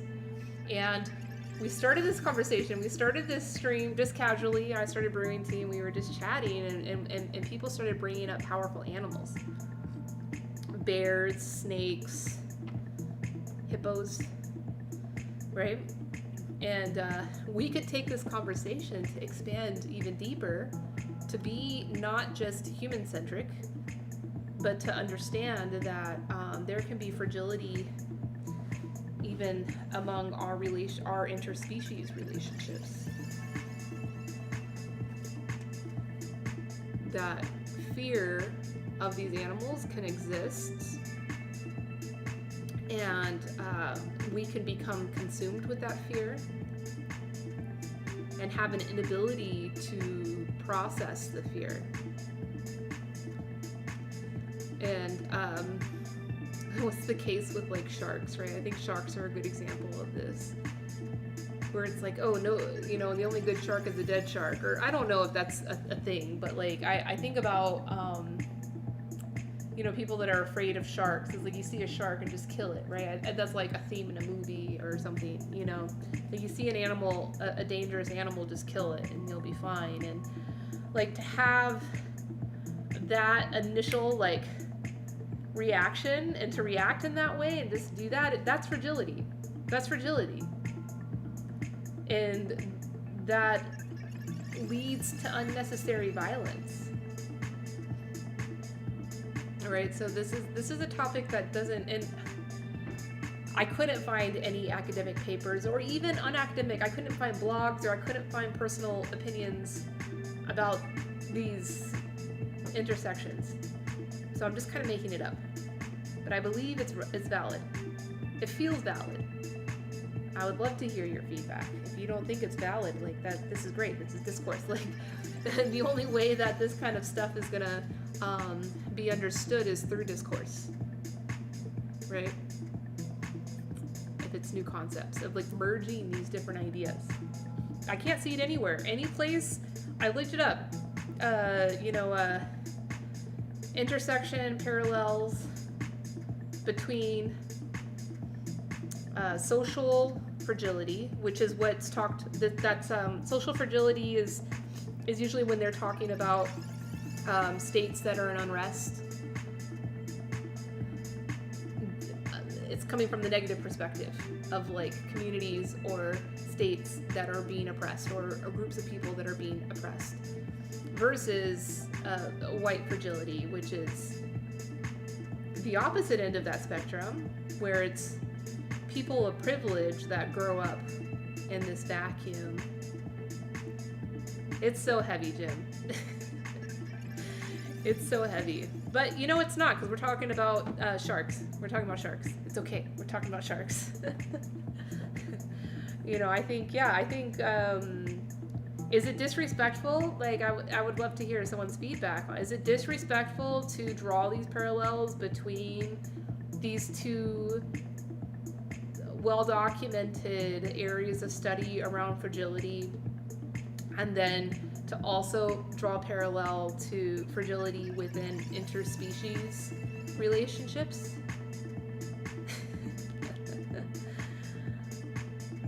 I don't think so. I mean, no one's expressed any discomfort, which is fine.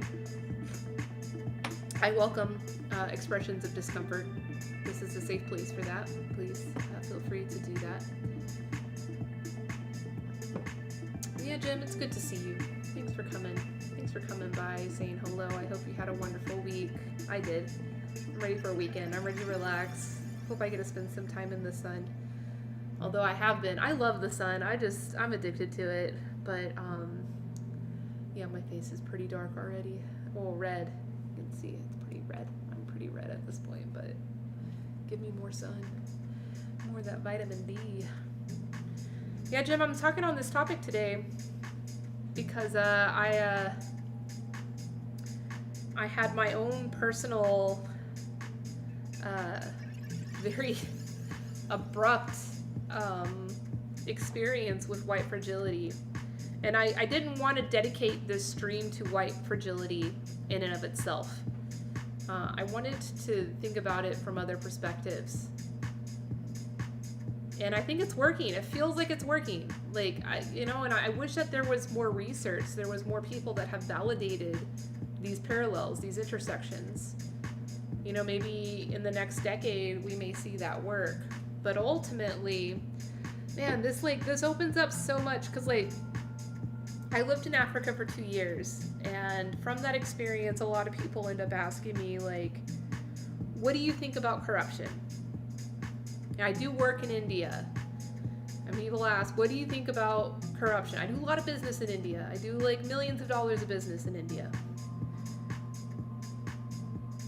And so corruption is something I've been exposed to. And I've never been able to answer it because I just don't know. But I feel like today's discussion has really shined a really deep light on understanding the dynamics of corruption. And not the dynamics, the origins, the roots, right? It's fragility. And then what are the roots of that, right? So then you think, okay, so fragility is when a state is vulnerable, when a group of people are vulnerable and some type of tyrannical type of leader can exploit that, take advantage of that, and create corruption. And then that system will perpetuate itself. And it's okay, well, that's the superficial thing that comes out. That's the expression, but what's deeper than that? Same thing with corruption in America. It's sourced, it's rooted in fragility. Not white fragility, but social fragility. It's rooted in people in positions of power that create the systems to perpetuate that corruption and then get away with it and be protected. The system protects them in that corruption. And so the roots of that, What's the roots? As we saw in this World Bank article, it says the roots of that is fragility. Which, that doesn't mean much. Like, what kind of insight does that give us? Not much. But in the World Bank article, let me revisit it. Get the words from here. I won't put it up on screen, but I'll get the words from here. Because it worded it beautifully.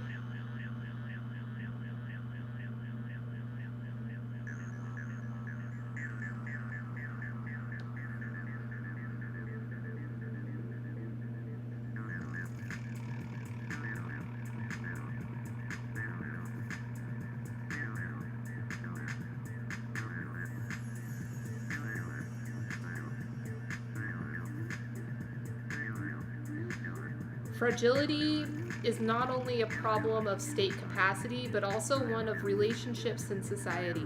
In other words, although some elements of fragility emanate from the state, others are deeply rooted in societal dynamics, the way individuals and groups interact, and the relationships that form out of their interactions.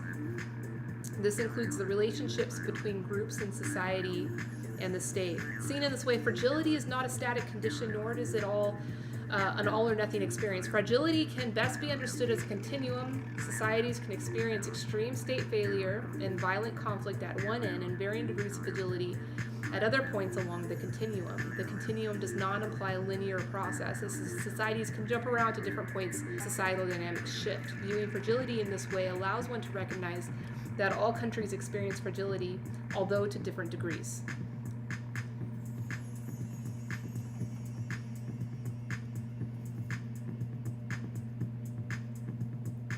So I just defined fragility in that report. Did you get that? Fragility is our inability to collaborate, our inability to understand someone else's perspective. And so that in white fragility, that's very easy to understand. That as white people, we grow up in a vacuum of understanding only the white experience and only privileges. I know that's a trigger word, but the privileges that come with being white versus a person of color. And so then it's very difficult for us to understand the experiences that a person of color has throughout their life, right? So that's fragility. But then on the other end, in the article from South Africa, talking about children that grow up in very oppressive environments, they also experience fragility. And that's also sourced in their inability to create meaningful relationships. Because you grow up in this oppressed environment, and she described it as being a piece of a shard on the ground. And rebuilding and rehealing and connecting with your community is very difficult. So it's almost like distrust. And that creates the opportunity for corruption to come in. That creates opportunity for someone to come and exploit you. And it's the same fucking thing. It's just different ends of this continuum, which is not linear. It can be going in all directions, but we're all experiencing it. And so the opposite of fragility would be stamina, either racial stamina or cultural stamina. The other word that's used a lot, and I have some articles, but I don't think I'm gonna read those articles. I think that this topic is enough, but that's cultural competence. Cultural competence is our ability to understand and connect with someone that has a different cultural experience than our own. So that's the opposite of fragility. So fragility is not just being in a disadvantaged state. Those poor people, they're so fragile. Their community is so fragile. Which is true. They literally are fragile. Anything can break them. The people that live paycheck to paycheck, that's literally your lifestyle is fragile. Something happens and how are we going to eat? That kind of fragile. But the word fragility should be seen from a much higher concept that is really kind of an inability for us to collaborate and connect with others. And then when others find an opportunity to exploit that, that's when the corruption and the violence comes into play. So it's almost like we have power over that. If we see that, and then find a way to connect together, find a way to create that cultural competence or the cultural stamina, then we can tell those corrupting, power grabbing powers to get the fuck out of here. Like we've reclaimed our own power.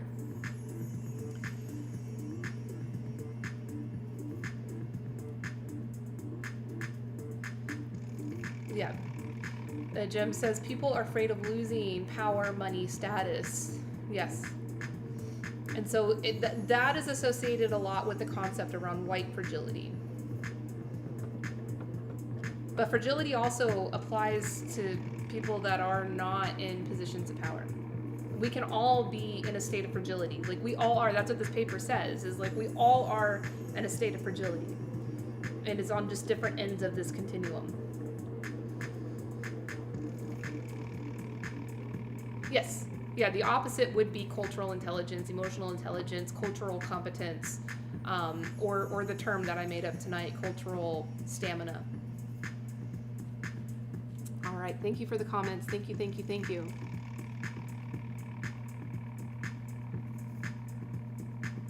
Yeah, thanks. Transportation, yes. Like, that's our state of fragility that we're in. And they'll take advantage of our fragility and the division, right? They say, divide and conquer, like create division within the people, create distrust within the people, and then you can take over. So you're right. So you asked, would you agree that fragility is neither good nor bad, but more like nature, and that it's about how it occurs, or the word fragility is specifically negative for you, just like a fly on the wall here? Good vibes. Thank you, Oscar. That is a great question. Right? It's like asking me if, like, evil is bad. Is evil good or bad? Right? Because it's like it exists, right? Just like fragility exists. Of course it's not good. Of course, like, extreme levels of fragility is not good, just like extreme levels of violence is not good. But I think being in denial, that is a good question, Jim, right? Being in denial that it doesn't exist is only going to further perpetuate the negative that comes from it. Just like in the story of white fragility, a lot of people just want to avoid the pain. It's painful. It's painful to be called racist. It's like, no, I've always grown up doing the right thing. I've always grown up being a good person. I'm not racist. I've always welcomed anybody into my home. I've always been nice to but you're being called out for your white fragility. And it may be easy for us to just ignore it and be like, no, that's not my problem. But when we do that, it's only further perpetuating the problem, which could potentially put us into a situation where the fragility is no longer, oh, this is white fragility. Like, this is like a person coming from a place of privilege, feeling uncomfortable and dealing with or thinking about the problems in our society. And it will be like a problem that's right in your front of your fucking face, bombs being dropped on top of you type of a problem. Like, literally. Oh, thank you for the bits, Jim. Was that you? Is that you? Oh, Jim, thank you. Bitcoin, we got some bits. Bitcoin, hurry. Oh yeah, I hear him. He's coming. Bitcoin, we got some bits. Come here, buddy. Jim is here. He gave us some bits. Come here. You want a treat? You get a treat. Look. Oh, now you're here. Okay, yeah, I'll get your treat. Everyone meet Bitcoin. This is Bitcoin. He's the golden pup. He loves all of you.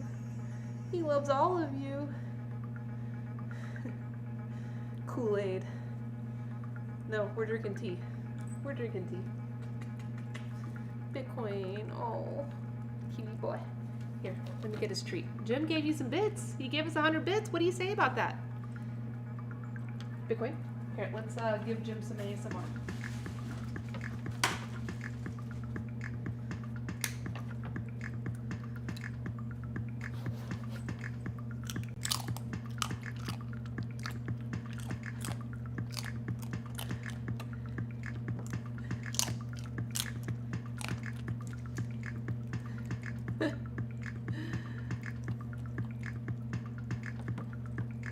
Is Gordon your dog? Is Gordon your dog?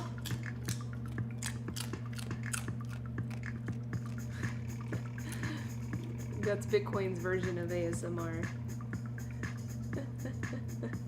Yeah, crunch, crunch. Bitcoin says thank you very much. Hey, look, you got some crumbs. Go get your crumbs. Bitty boy, lick. Lick. Get your crumbs.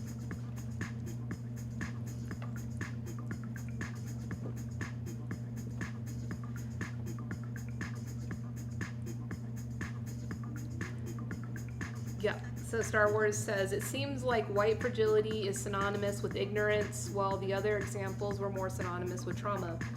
Yes, it's true. But at the end of the day, they're similar in that you think about our experiences and our philosophy and our ideals are sometimes limited by the vacuums in which we grow up. So in the case of white fragility, it's growing up in a vacuum of ignorance about a marginalized experience, versus in the more extreme cases, it's growing up in a vacuum of trauma. And so in both cases, if we grow up in a vacuum, it's very difficult for us to connect with others. And when we're not connecting with others, we're not mobilizing in society. We're not creating a more we're not empowering ourselves and others. So yes, that is a good way to put it.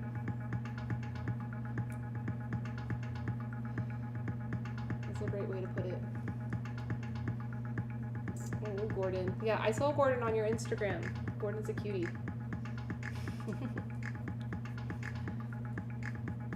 Yeah, this is heavy stuff. Super heavy stuff.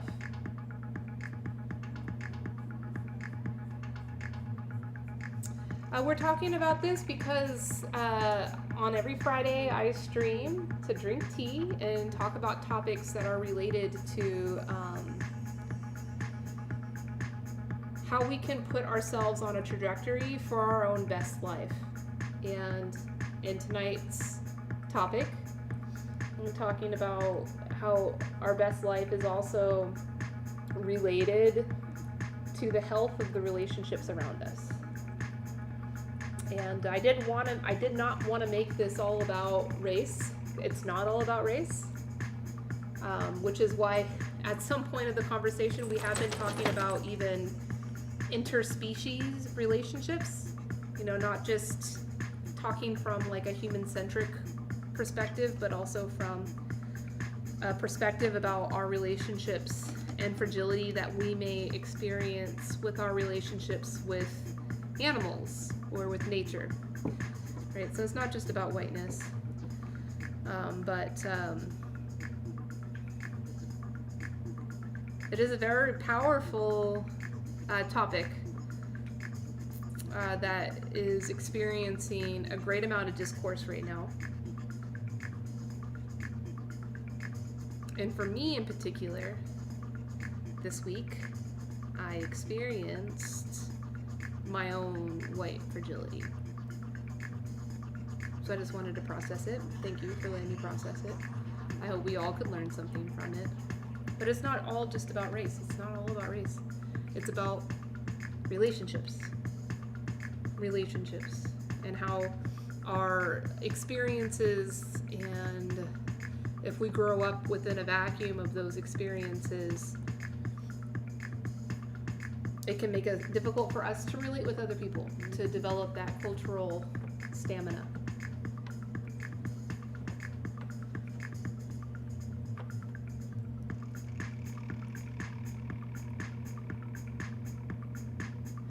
So like if we were talking about like interspecies relationships. And we got Bitcoin, we got the dog up here. I think like pit bulls could be a good example. Like between humans and pit bulls, there's fragility from both ends, right? Like there are some places that like won't even allow you to, okay. They won't allow you to keep pit bulls as a pet. I don't know, there's actual like, I think like counties or even states that outlaw pit bulls because they're too dangerous. What do you think, Bitcoin? Bitcoin has an issue with pit bulls. He was attacked by a pit bull when he was just a pup. So he's got a little trauma with the pit bulls. Oh, Bitcoin, it's okay.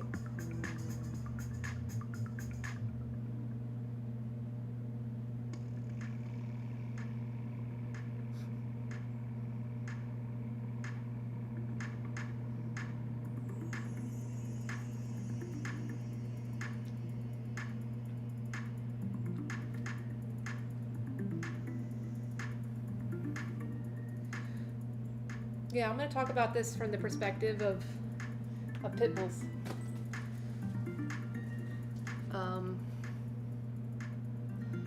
Some people have just ruled them as dangerous animals. And if a pit bull is ever involved in a dangerous situation, it's like a one strike you're out policy. Like that animal is going to be executed. Is that the right word? Euthanized, or like whatever you want to call it. That's like an example of fragility right there. Versus developing an understanding between those beings. Maybe that's not the best example, but I think it is. I think that is an example.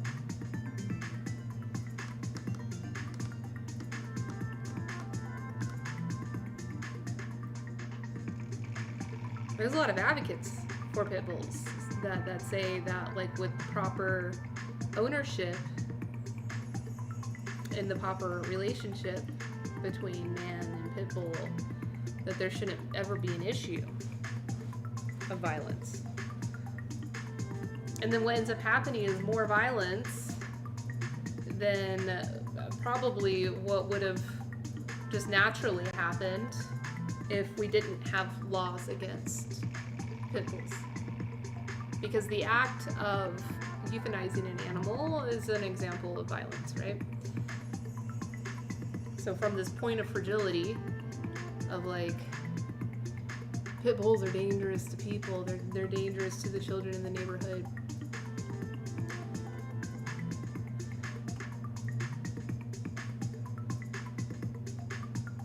So if something happens where someone is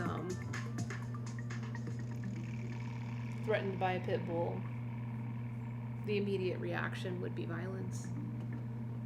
I'm stretching here. I'm like making this up as I'm going, but I'm just like trying to let you know it is not all about race, but it is about race.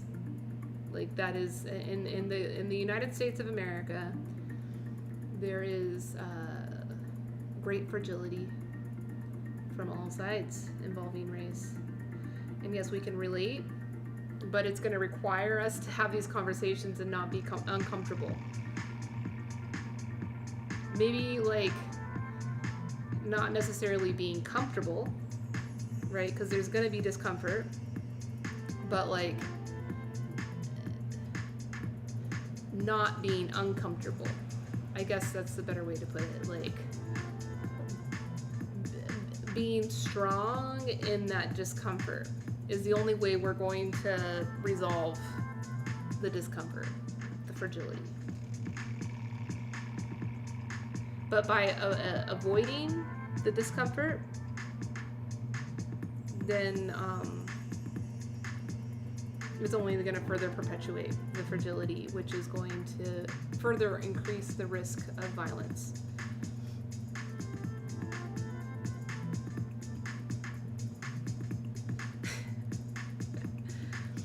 right? So yeah, I think the pit bulls was a good example. And there's a lot of advocates, right? It exists. It's a thing. There's a lot of advocates that say, hey, no, the pit bull is not dangerous. It's the owner of the pit bull that we need to be concerned about versus the pit bull itself. To just like across the board demonize all pit bulls.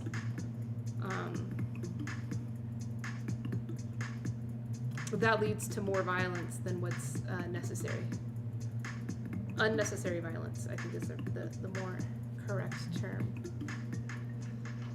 Yeah, this is heavy stuff, but I needed to do this work. And, you know, I think a lot of people need to do it, and that's okay. You don't need to admit that you need to do it. It's okay. But I need to do this work, and I appreciate having this platform to do it. Oscar says, I am of the opinion ever-increasing globalization is an almost inevitable solution end of many of these vacuums that create trauma, fragility, not to make light of the heavy work involved, pit bulls, or any other groups considered are these divides. Yep.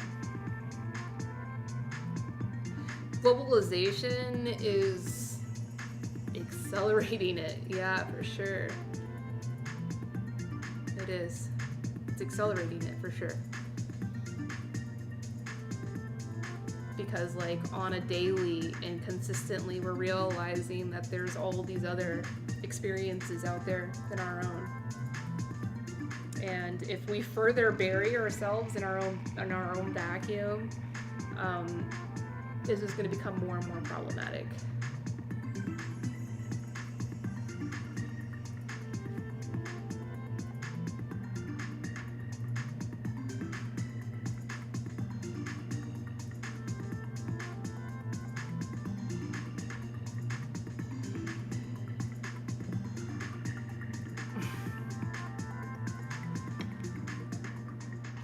Yeah, you definitely need to understand your own dog. Even Bitcoin. Bitcoin can be a little beast. I gotta be careful with him, with certain people, children. I gotta be careful with him and children, you know? So that's a responsibility of an owner of a dog.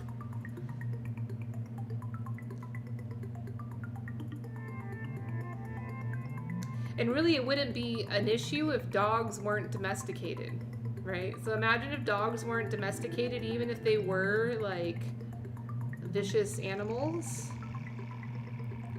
they wouldn't be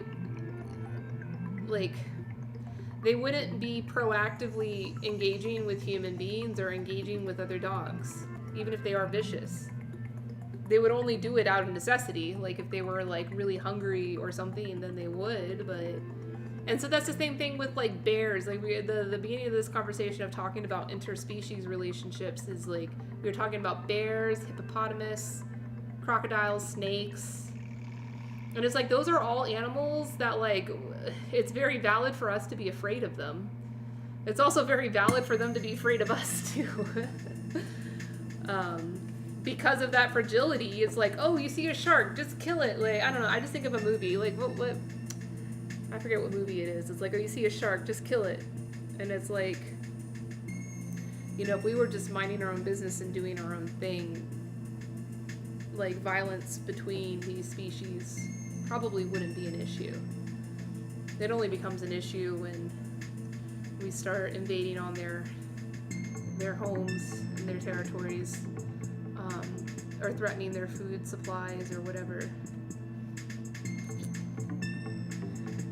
Okay, so Oscar has a question. Transportation, all I've got to say is thank you so much for being in this conversation. I appreciate it. Like, I appreciate it so much, and I appreciate your participation. Okay, so your question, are these divides not in the midst of being repaired? Yes, everything is in the midst of being repaired, and like with all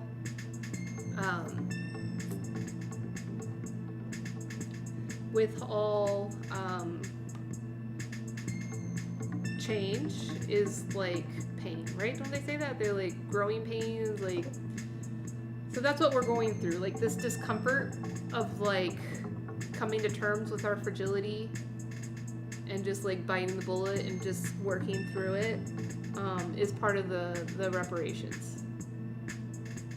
Yeah. repairs, not reparations.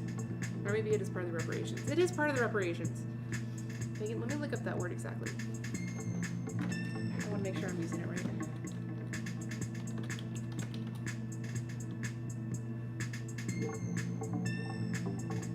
The making of amends for a wrong one has done by paying money or otherwise helping those have been wronged. Okay, so this is interesting because there's some implication of money, of payment being involved, but I don't know if, like, making amends with wrong one has done, does it always need to involve money?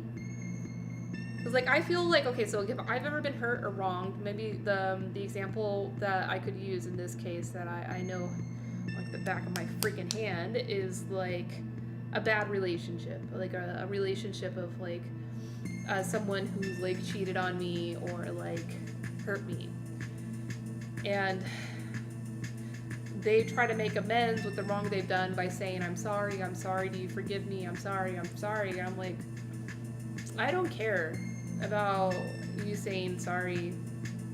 That doesn't mean much to me. What would mean much to me is seeing you not continue that hurt, to not hurt other people. That would mean a whole lot more to me. So, in this context of what we're talking about with fragility, the repairs you're talking about would require everyone to make amends with the fragilities that are already in place or have been in place, but specifically that are currently in place, because like we're working on ourselves in the now. And money may be a part of it, but more than that is our own actions, like our own cultural stamina, racial stamina, our ability to empathize with someone else.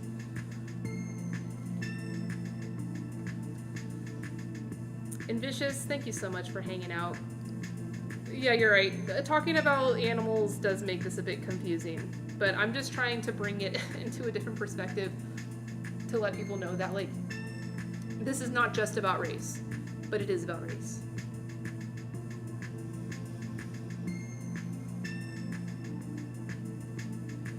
Because there are communities that are corrupted, that are in a state of fragility due to corruption. That race is not an issue there, but there's exploitation and there's a lack of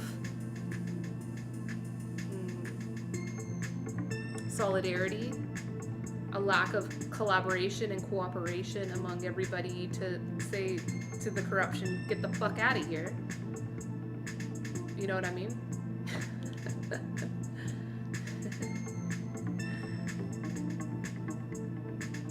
Oh, you changed your name, Faith. Oh, so you've been here before then, because I've seen that in Vicious. And I've talked to you before. I didn't know you were Faith. I thought you were Blind. Blind was your screen name, I thought. So Jim says that humans also have a pecking order to determine who leads the group, but we take it even farther and classify who sets people as inferior. But even that is like an illusion. And that's what's so fucked up about like white supremacy, is that like, even if like you're just like a normal person and you're like, I am fully aware of my white privilege, I am fully aware of white supremacy, I am fully aware that I have power and I'm higher on the pecking. And then it's like, but in the grand picture of things, it's like, no, you're not. Like, the people that are actually in control of that pecking order are people that, like, we would never, ever touch or ever be, you know, like...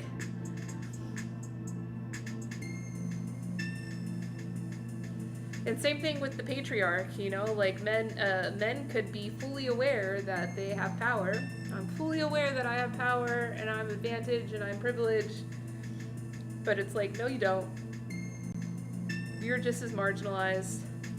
And so that's why, like, trying to, like, compare your marginalization to someone else's is kind of irrelevant in this work. It feels relevant. It certainly is smart and good to respect anybody.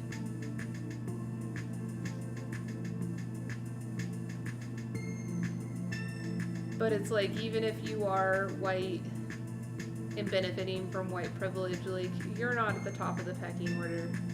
You're being exploited just like everybody else. It's like we have this illusion of pecking order, but we're pawns in the game just as much as the marginalized people. That's why it's in our best interest to do this work. It is. It's in our best interest. You cannot get rid of fear when it comes to the differences, or you just get fucked up, right?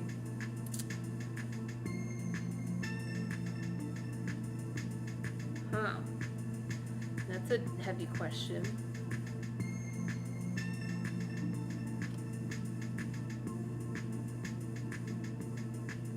I think that's the reasoning why people want to avoid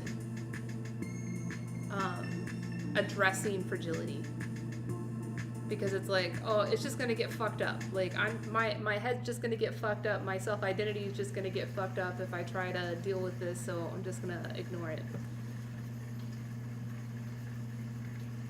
Thank you, Jim. Much love, Jim. Much love.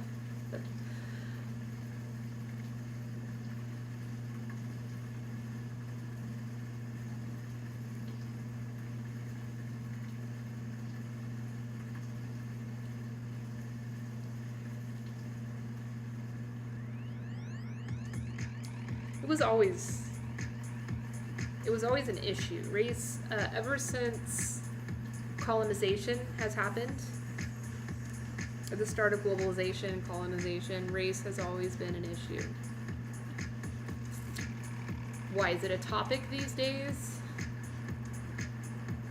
I think it's a good thing that it's a topic these days, because it means that people are starting, especially marginalized people, are starting to feel power to raise the topic. Before that, when white fragility was at peak, when we were at peak white fragility, because white fragility used to be much higher, much more powerful than it is now. It's like, even as slavery was abolished and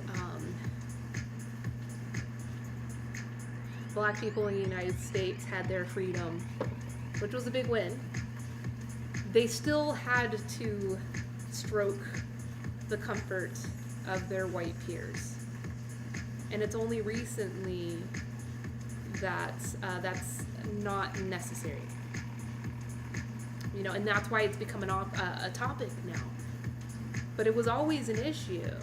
But it was like, Black people didn't say anything because of the white fragility. It's like, no, I don't dare, like, disrupt the relationship I have with my white friends, so I'm just not going to say anything. But now there's been a lot of power found to say, no, I am going to say something. I don't like it when you do this. I don't like it when you say this.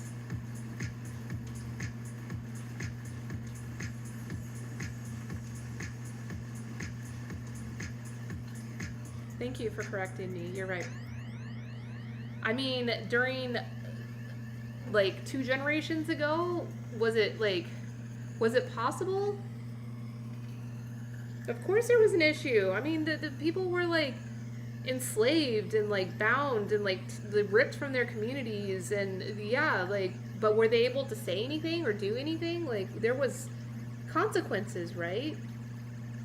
Thank you for bringing that up. Thank you for correcting me and bringing that up. I would like to hear your perspective.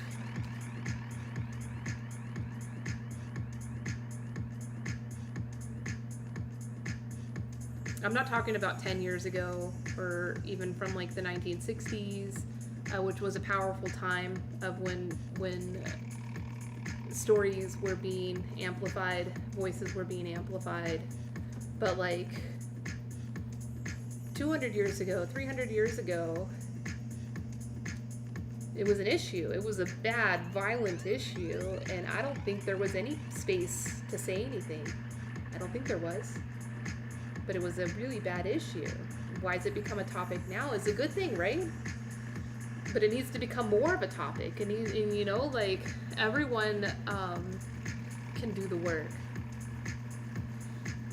And please feel safe. This is a safe place to tell me I'm being disrespectful. It's totally a safe place to do that.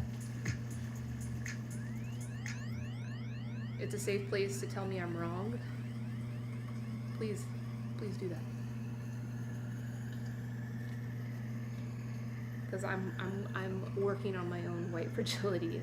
I'm learning about that and connecting it to the overarching concepts. Thank you.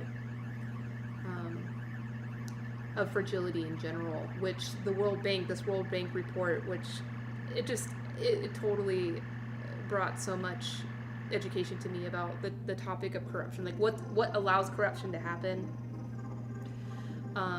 is fragility.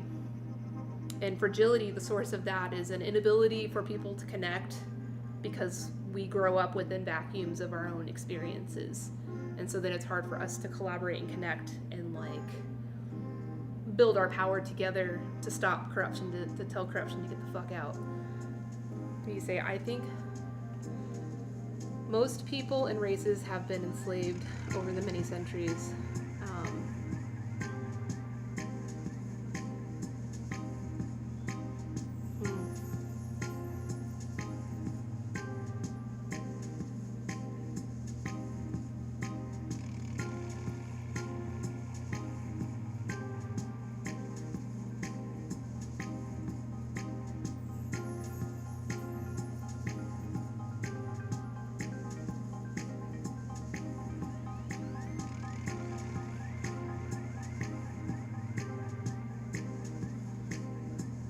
It does feel frustrating to be pushed down and silenced. And outside of being a woman, I don't ever experience that. So, you know, it's very powerful to build the capacity for empathy for that. We have to address and correct in order to move forward. Yes. All right. So yes, now that you're here, I'd love to hear your window liquor. I like that. One of my favorite songs. One of the questions that we were thinking about a little bit earlier ago is the concept of reparations. And I looked up the definition, and all of the like Merriam-Webster dictionary definitions involve payment, like money. And I feel like with what we're talking about right now is like addressing and trying to correct. Is that like a source of reparations? And that certainly doesn't necessarily involve money. It involves like our culture, it involves our empathy, and it involves our perspective and cultural stamina or cultural competence. Yeah, we're at the beginning, and it's a powerful beginning, and it's a painful beginning. I experienced a lot of internal like pain and struggle with dealing with my experience with white fragility earlier this week. It was a couple of days of just like feeling bad. It's painful. It's a painful process.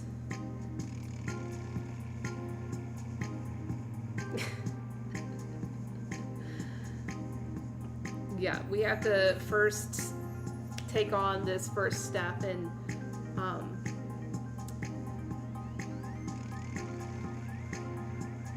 reparations to anyone who's been wrong. So like the definition, to make amends for a wrong one has done, right? And this is by paying money, right? So anyone that we've wronged, anybody who's been marginalized, So it's and I'm generally talking about these concepts. I'm trying to make it not about race, but it is about race.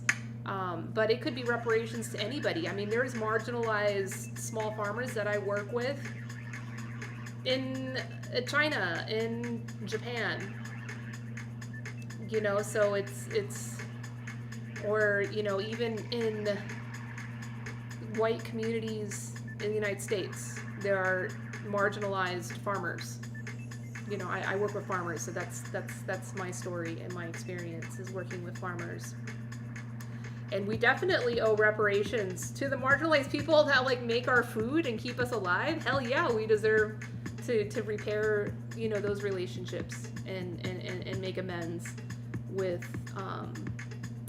the marginalization that's happened. Yes, the civil rights movement was only 6 years ago, so it's like these are all like very recent things. So that's why it's a topic now. Someone else was asking, why is it a topic just now? Why hasn't this been a topic before? And it's like, well, because this is new. Like, we are approaching this restoration in our culture, like a rather modern phenomenon. And it's painful. It's painful as fuck.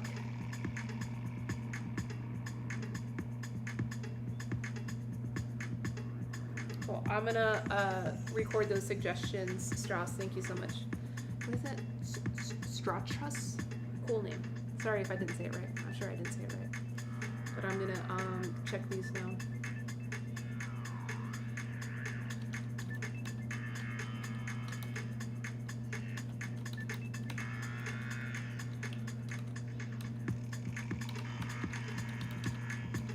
I will check them out. What would be a place to start from? Here? We're here. We're in a Reddit live video talking about fragility.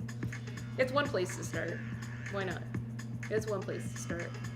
And trying to include as many voices and perspectives as possible. And like just approaching these from head on, even if like it causes someone to tell you you're racist or you're wrong. And then just like taking it on and being like, okay, tell me more. That's so hard to do, but like that's what we gotta do, I think. That's the starting point.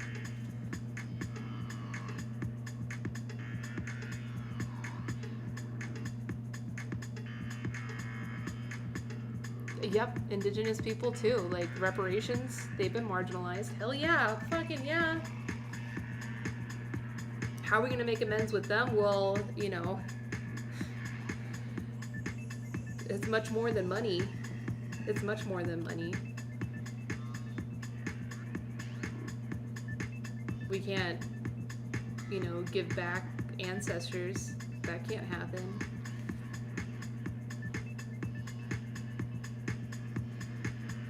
If we can move past social media echo chambers, we can start being productive people. Yes, that's part of it too.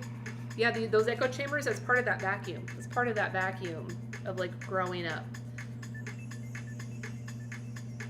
So social media platforms can do a lot of work in helping that to happen. I don't know how. I'm not a social media CEO. I don't know those things, but I work with farmers. That's my thing, and that's the work that I want to do. So this platform, this channel that I am talking from is called Tea-Let. It is a B2B marketplace between independent tea farmers and tea business buyers. I'm just a platform that facilitates the trade. So kind of like eBay or Amazon is a marketplace platform that facilitates business between buyers and sellers. I do the same thing between independent farmers though. I exclusively work with independent farmers. Like my only criteria I discriminate against is not organic, not fair trade. Fuck those things. Those things are so corrupt, and that's a whole other stream that I could talk about that shit. But the only discrimination I have is transparency. I have a very long list of questions that I ask all the farmers before they're allowed to create a profile on our marketplace of how large their farm is, how many people work for them, the minimum wage, the type of teas they make, the way that they treat their soil and their land. And then I visit all the farmers to vet that transparency to make sure that they were being honest. And then have a marketplace where then there's international trade happening, and it's as transparent and empowering as possible. That's all I can do. And there's a lot of storytelling, and inevitably on this platform, conversations like this happen. They're all related, you know. Hi, Alien.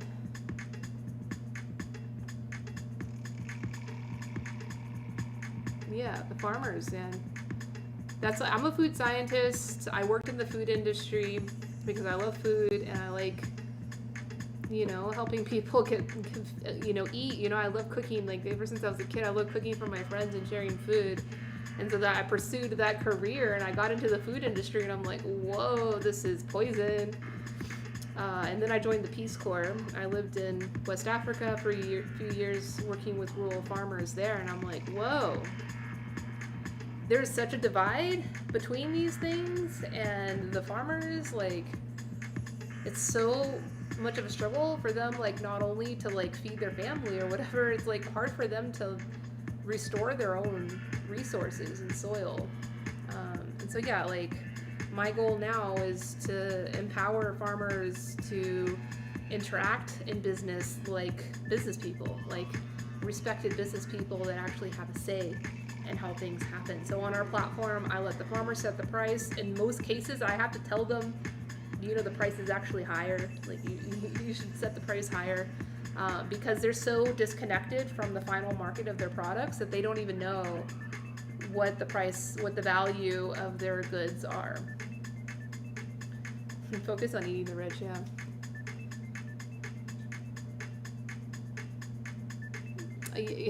Every American has equal opportunities.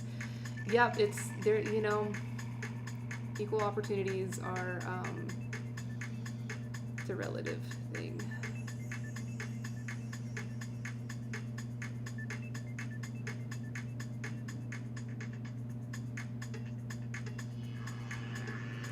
Right, Dado? Yeah, so Dado says reparations don't work, as when do you look at people repaying for their ancient ancestors' crimes, actions? Money don't change anything when you still have racist people around. Yeah, so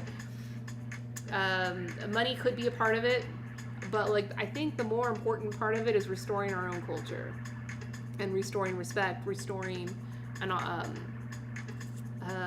a lack of fragility, and that's today's conversation is about fragility, and it's within a continuum and it goes in many different directions. And so like fragile states such as Afghanistan that is constantly in a state of social unrest is one example of fragility, while white fragility, like white people being uncomfortable talking about the issue of race, is another form of fragility. But in the end, both of them are going to lead to unnecessary violence, but they're just on different parts of this continuum. That's what I learned tonight. Yes, so disconnected that they don't even know their value. Yeah, and fuck, that's a statement that could extend far beyond just farmers. Just of human beings, of marginalized human beings. Some people grow up in that vacuum. Like I read an article of a researcher in South Africa that researched a community of children and the fragility that they experience in Cape Town. And it's like they grow up within this vacuum of just being like a shard, part of this scattered orientation on the ground, disoriented with knowing who they are among all these other shards on the ground, and not having the ability to like understand themselves, to have any kind of self-identity, let alone know their value. Like there's an inherent value in just being human being, right? Like I think everybody here will agree on that. But there are people that grow up in that vacuum of trauma, as our friend on Reddit so eloquently said, grow up in the vacuum of trauma that they're so disconnected that they don't even know their own value. Yeah.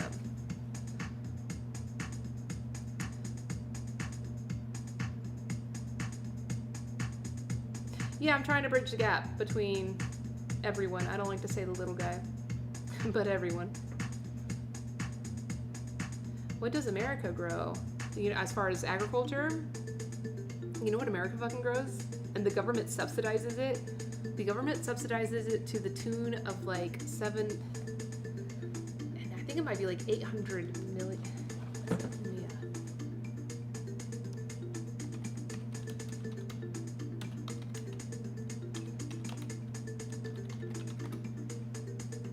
$37.2 billion a year. $37.2 billion a year. The U.S. government subsidizes the agriculture growth of corn, mostly corn, for high fructose corn syrup.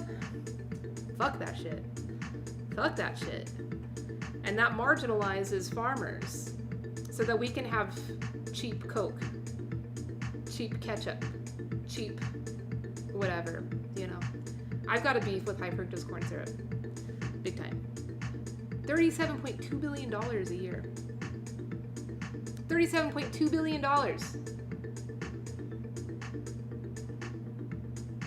That's just the government money subsidizing the agriculture industry. And you know who is one of the largest collectors of this $37.2 billion? Is Ted fucking Turner. Ted Turner, the guy that, like, the media mogul. You know, just like owning land here, even if you don't grow, this is a subsidy.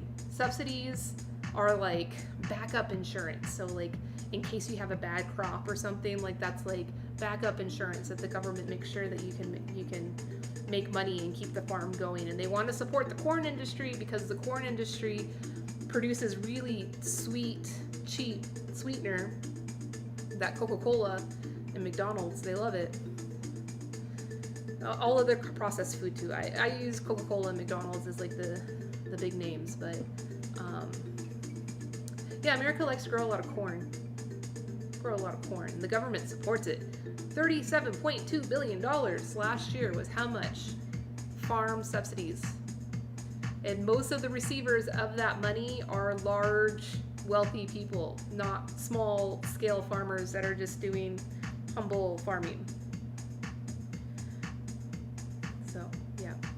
Corn also goes to animal feed too, so like it is also indirectly connected to meat, you know, which is again McDonald's, you know, $1 hamburgers that we love.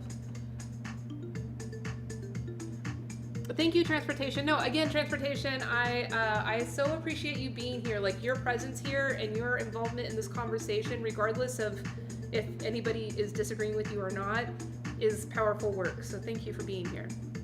We grow guns.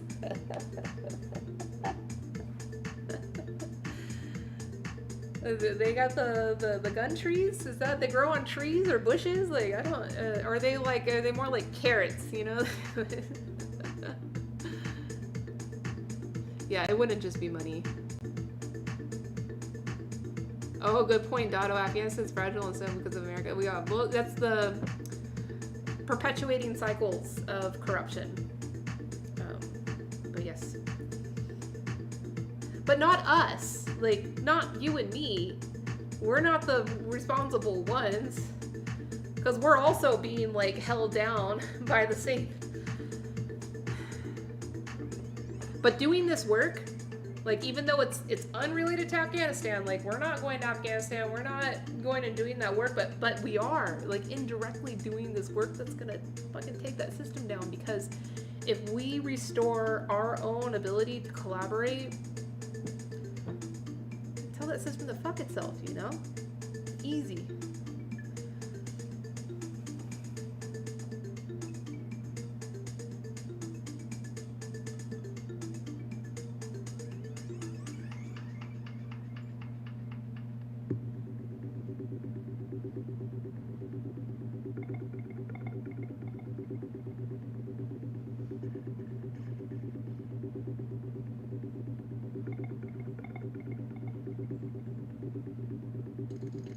Thank you, Cynical. Thank you for that.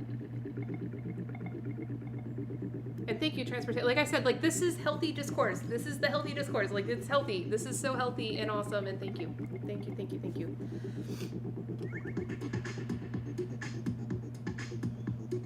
Yeah, see, right, Wendell, like, when you first commented, that's what I was being like, we're finally in a place where these conversations are possible, because 150 years ago, if these conversations, which could have been had, like, the sentiment was still there, the fragility was still there, the conversations could have been had, but if they were had, it was like, there would have been consequences. And now, thank goodness, we're at least at a place where there still can be consequences, unfortunately. It happens. It fucking happens still. But at least it's not like 100% guaranteed it's gonna happen.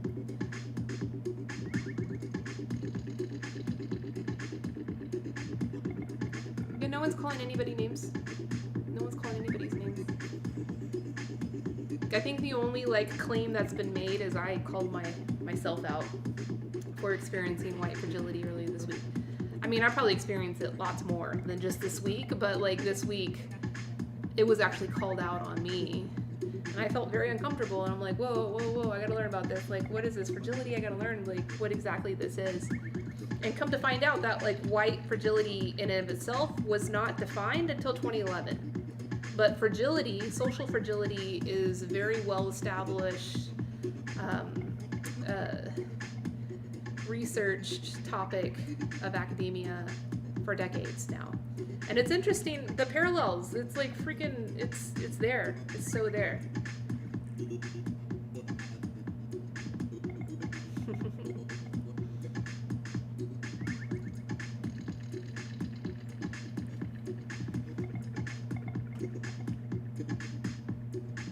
You're right.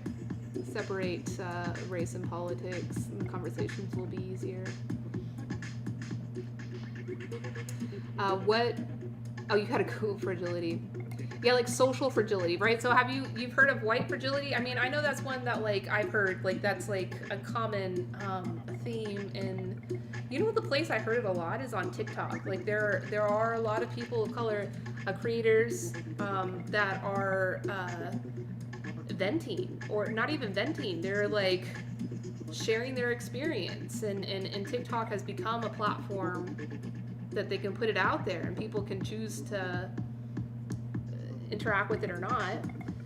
And so yeah, I've been hearing a lot about white fragility, and I was accused of it earlier this week, and so I looked it up, but then also looked up social fragility, which the topic of social fragility is usually ascribed to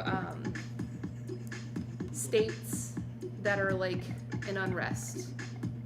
Yeah, it's like white guilt, basically. It's like, not white guilt, it's like the uncomfort that white people feel in talking about race. Because we never understood the experience. We've never understood that marginalized experience. Because we grew up in a vacuum of privilege, or of, that's a triggering word for white fragility, but you grow up without understanding that experience, and now all of a sudden we're trying to talk about that experience, and it makes white people feel uncomfortable, and can lead to them to become argumentative, or in denial, or just straight up just leave, like leave the conversation, like, I'm not racist, I'm out of here. And it's like, that's white fragility. It's not like overt violent racism, but it perpetuates it. And if we don't deal with it, because in this other article that I read from the World Bank about social fragility, which is like states in unrest, like Afghanistan or so many other, Somalia, that's also called fragility, like when the state is in a fragile state, when it's in a fragile being. And this World Bank article says here, I'll read it again, it's powerful. Fragility is not only a problem of state capacity, but also one of relationships in society. In other words, although some elements of fragility emanate from the state, others are deeply rooted in societal dynamics. The the way individuals and groups interact and the relationships that form out of their interactions. This includes the relationships between groups in society and the state. Seen in this way, fragility is not a static condition, nor is it an all or nothing experience. Fragility can be best understood as a continuum. Societies can experience extreme state failure and violent conflict at one end, and varying degrees of fragility at other points along the continuum. The continuum does not imply a linear process, as societies can jump around to different points as societal dynamics shift. Viewing fragility in this way allows one to recognize that all countries experience fragility, although to different degrees. So that's it. And I've never seen this topic of fragility about like social unrest, like kind of the traumatic side of fragility connected to white fragility, but they are, because they're just in different parts of the continuum. And it's all about our relationships, our interpersonal relationships, and ability for us to collaborate to basically tell the violence to fuck off. And as long as we keep ourselves in our vacuums, be it the vacuum of privilege or a vacuum of trauma, as long as we keep ourselves in those vacuums, we'll never have the power to tell the violence to fuck off. So basically, I think fragile just means unstable, easily to break. Yep, that's fragile. So fragility in society would mean the same thing, just applied to our lives.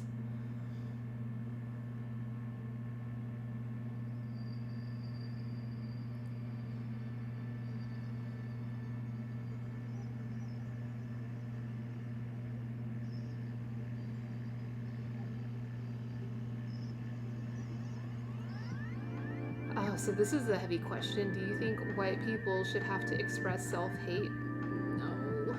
That's it. That's something that we that's not the solution to fragility. The solution to fragility is cultural competence, cultural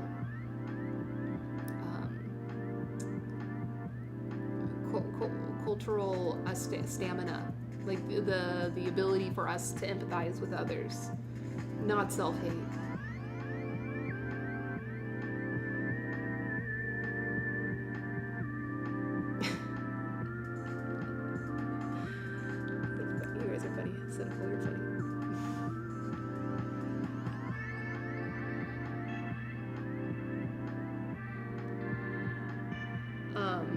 I went through academia about 10 years ago, a little over 10 years ago.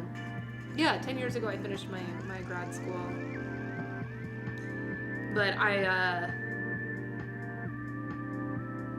tell it to fuck off, yeah. Tell the violence to fuck off, that's for sure. But we can't do that. Like, if we're in a position of not relating with someone else, it's really hard for us to tell violence to fuck off. Corruption, violence, whatever, exploitation. Hey Rabbit, what's up? Welcome to the stream.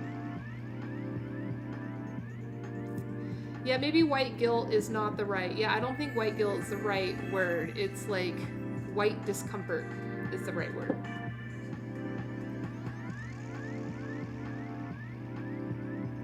And it's not self-hate at all. Like, it's a matter of discomfort versus stamina to like work through the discomfort to be like, no, we are all humans, right? As what you said, transportation, you said, okay, can't we all just be humans, right? Like, so that's your ideal, but we are not. Like, we have to accept that reality that the marginalized experience is very different than the white experience. We just have to. We have to address that, just establish that, and it can be painful to establish that because then someone could interpret that as white guilt or self-hate, and no, it's absolutely not at all. It's complex. It's tricky. But just don't be fragile. Because the more fragile we are, the weaker we are, and the more someone else can exploit us.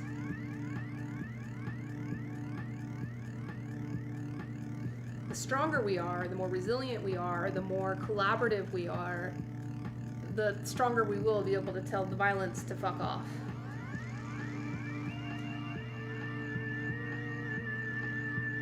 What's wrong with Marxism? I think that's funny. You know, I'll be honest, I'm not well versed in Marx. But over the past year, and I've noticed this specifically over the past year, all of the most intelligent people that I've met have all been, you know, I asked them, who's your favorite philosopher? And they've all said Marx. And I'm like, how is this so? Like, I never read Marx my entire life because it was always told to me by my teachers, by my parents, by my mentors, that Marx is like this evil ideology. And so I just never read it. But then, like, you talk to people, like, in high levels of academia, and they're like, oh yeah, Marx was so intelligent. So I ended up picking up some Marx and started reading, and I'm like, yeah, this is actually really intelligent. You know, just like economic theory is, you know, like the intersection of economic theory and philosophy, which in our modern consumerism society is relevant. So, yeah, if you call something Marxist, I'm okay with that. I don't feel like it's an insult. I don't feel uncomfortable if you say something, if something that I said was Marxist. I'm not like complimented if I understand. I understand, cool. I don't think it makes me like bad. I'm learning.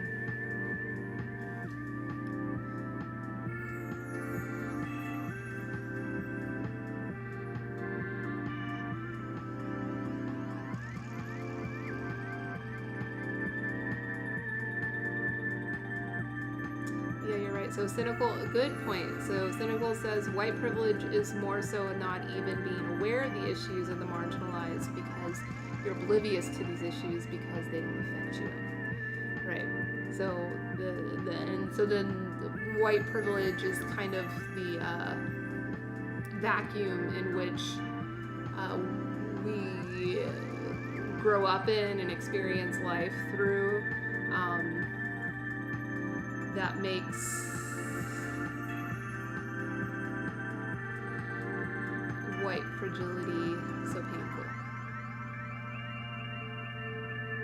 Right, and so then Cynical says not worrying about police brutality, being followed in the mall, etc. Those are all like things that, you know, it's interesting because then I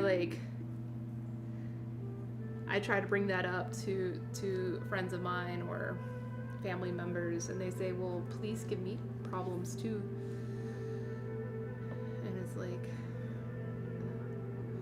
you look at the statistics and they say, oh, well, you know, black communities need to be policed more because they're more violent. And it's like,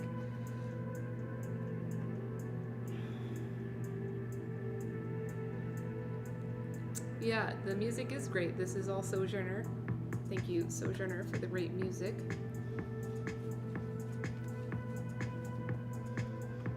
If you're not aware of issues in your city, country, that's nothing to do with color. That's the person being self-centered. Yeah, and white privilege makes it very easy and comfortable to not care about those things. And the grand scheme thing, and that's why I always say that like a lot of these concepts, like I was talking to a friend, a black friend, about feminism. And he says that he doesn't, you know, he's a humanist. He's taught me a lot about my own white fragility and about race. And I feel like I can help him realize a lot about feminism, right? And he says, well, I'm a humanist. And I'm like, okay, I get that. And so that's a whole other journey that I'm trying to like go down, is like seeing the difference between feminism and like intersectional feminism with humanism. And well, like that's still a human-centric position, because like we can still be self-centered and being like human-centric, like thinking about issues in the world only from the perspective of humans. Versus like, you know, how do our behaviors affect animals or affect trees or affect the water or affect the air? So that's a whole other thing. And it's just as relevant. Like, we are exploiting the trees in the soil and the water. And that has nothing to do with race, right? But it has everything to do with fragility and the same concepts. Like, it's the same freaking concepts. And the same people that are like exploiting these fragilities among peoples, different groups of people, different communities, are the same people that are making those decisions and benefiting off of the exploitation of our soil and water. The same people that are receiving this $37.2 billion from the US, our tax dollars, you know, our money. The same people that are with Ted Turner, all these guys, they're the same ones. And you know what? Most of them are white. Just stats.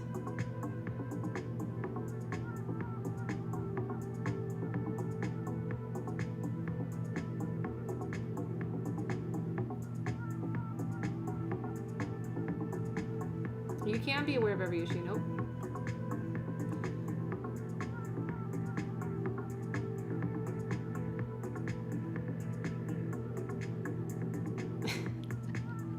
Marx is the Chuck Norris of leftism. Isn't Chuck Norris like a total badass? Like, you can't mess with Chuck Norris.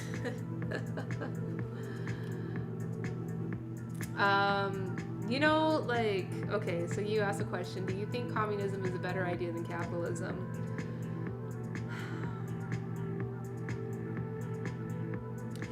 If we are defining capitalism by the modern manifestation of capitalism, I don't even want to answer this question. Now, if we're going to define capitalism by its true definition, I think that capitalism and communism, like the ideals of both, can actually coexist. They're completely unrelated things. Like, capitalism at its core, like the true definition of capitalism, like the primal definition of capitalism, is an exchange of value.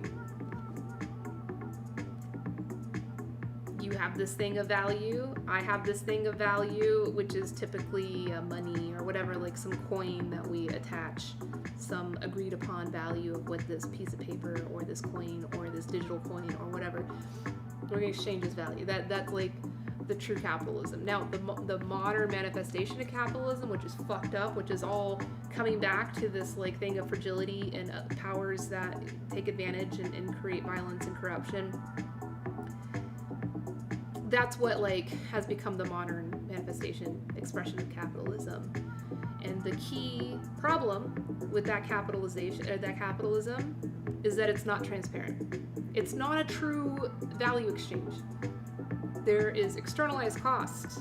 Like, if you look at the spreadsheet, if you look at the balance sheet of like a corporation, it's like the numbers may all look like, oh, these, but then there's like a shit ton. There's like exponentially more externalized costs that have not been considered in that balance sheet. That makes it not true capitalism. So if we have true capital, and I think even at the time of Marx, like when Marx was writing about communism versus capitalism, like capitalism was already fucking adulterated at that point. There was already opaque power dynamics in that form of capitalism, but like true capitalism and the internet and distributed networks and cryptocurrency and all these freaking awesome things, like they can make true capitalism work. You know, call me a libertarian, but they could. And even that, the idea of libertarianism has also been like co-opted, and because if you go look at the like Libertarian Party's manifesto, it's like, whoa, this is a beautiful thing. This is like something that Marx could have written. Whoa. But like the actual manifestation of the Libertarian Party and like, you know, what Ayn Rand has like turned it into is like it's not true, you know, to the ideals that's written in that manifesto. But yeah, I believe in capitalism. There's a really great book, and then it was turned into a documentary on Netflix, and what's it fucking called? But this guy talks about that, about how like the anti-capitalism movement, which is a valid movement, like the whole like Occupy Wall Street, like the 99% against the 1%, like I'm all for that. Like what the fuck, like the 1%, like that's those fuckers that are like at the top exploiting our fragilities at the bottom. 99% of us are experiencing those fragilities, and we're all pitted against each other, while that 1% is just like, oh, this is wonderful. But like the anti-capitalism movement is kind of misled in that if you take capitalism to its core, then what it means is like a fair exchange of value. But we're not, what we have right now is not a fair exchange of value.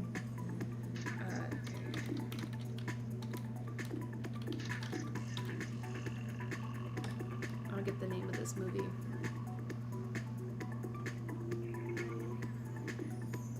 If someone knows this movie I'm talking about, let me know. The Pursuit. It's called The Pursuit. The Pursuit. I watch it. I highly recommend it. And the guy that wrote the book, which I heard is also a very good book. I did not read the book. I just watched the documentary.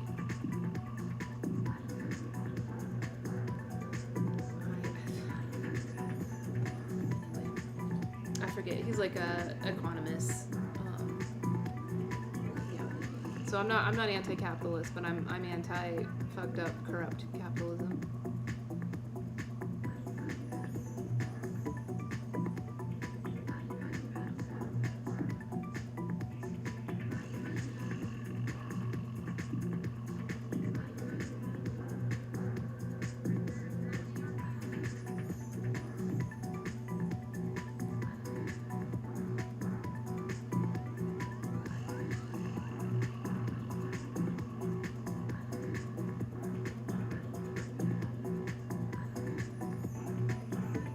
Yeah, Dotto, I'm not going to address. I feel like Cynical has already addressed your comments. I'm not going to address it here.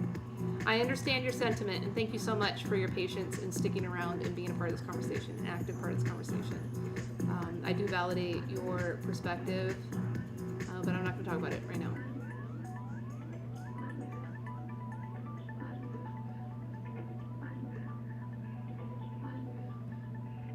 It shouldn't be about race, but it is. And once we all resolve that and move on from that, then yes, we can, our fragilities can go away, and we can bond together, and we can tell the violence to fuck off, you know? And the whole police system, man, I do like a Constitution study group on Wednesdays, and one of the groups, we talked about police. Yeah, it's so fucked up. Like they actually they're not even constitutional. Like the whole infrastructure and system of law enforcement is not constitutional.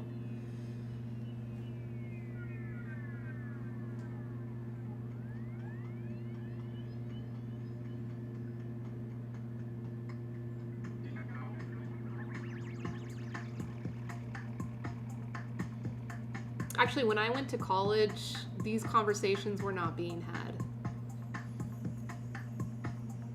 I didn't start approaching these topics until I joined the Peace Corps, really. And it wasn't until like I experienced being a minority. I lived in a small village in West Africa, no running water, no electricity, like 200 people in the middle of nowhere. And for a lot of people that I interacted with, I was like the first white person they ever met in their life. So it was like interesting to experience that, but like I didn't actually even start hearing about the topics about race in the United States specifically, because race around the world is a lot different than the issue of race in the US. Just like the issue of race in the UK is very different than the issue of race in the US.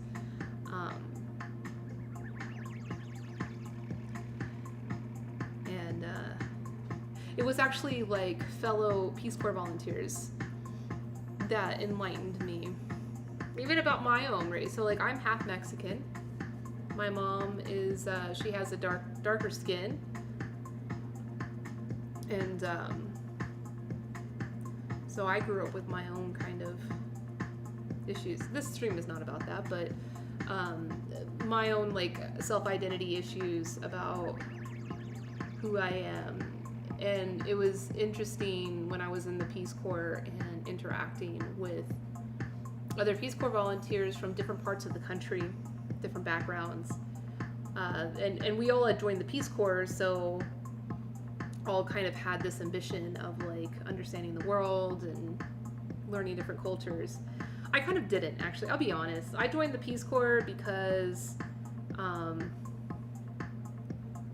I was just like jaded about the whole food thing. You know, like I studied food and I worked in the food industry for a bit, and I'm like, damn, I'm like fucking poisoning people.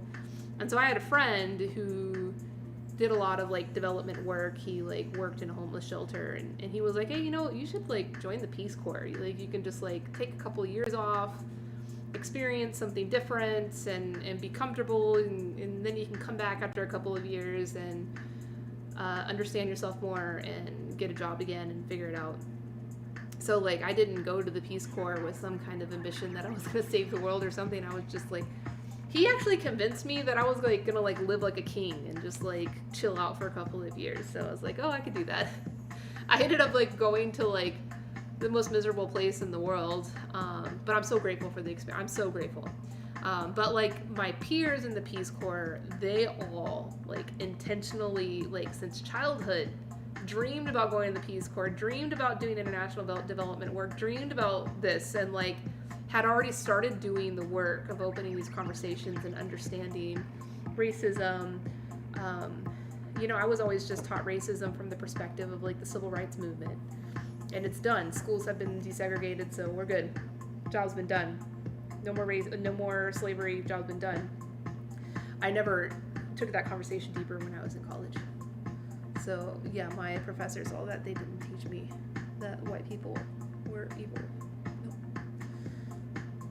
No one's ever told me that, actually. I'm hearing a bit of that rhetoric, you know, now from content creators, people of color. And it's more from the context of this white fragility, which again is not like meant to be like this self-hate type of thing. It's not to say, oh, there's white fragility, so you're the bad guy. It's like, there's white fragility, so this is going to be painful, and let's just get it over with. Like, let's do the work. That's all I've heard. So no one's saying that white people are bad.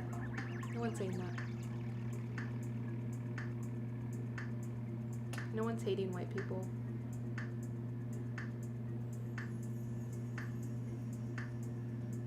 No one should be above the law, that's right. No one said hate white people. They're right, cynical. I don't think anybody ever said hate white people.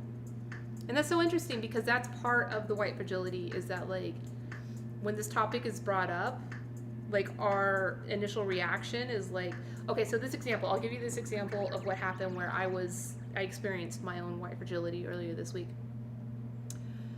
When I retold the story to someone else, the first time I retold the story to someone else, I told them that I was attacked. I was like, I said something insensitive and it was out of, you know, it lacked tact, and I was selfish and upset this person, and then they attacked me.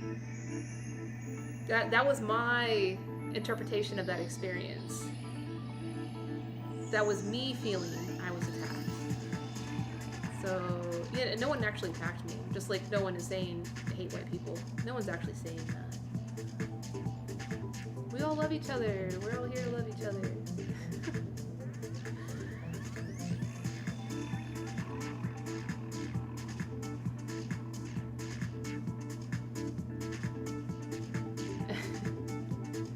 Where we're going, we don't need roads. We just need flight paths, because we're going to have hoverboards, just like...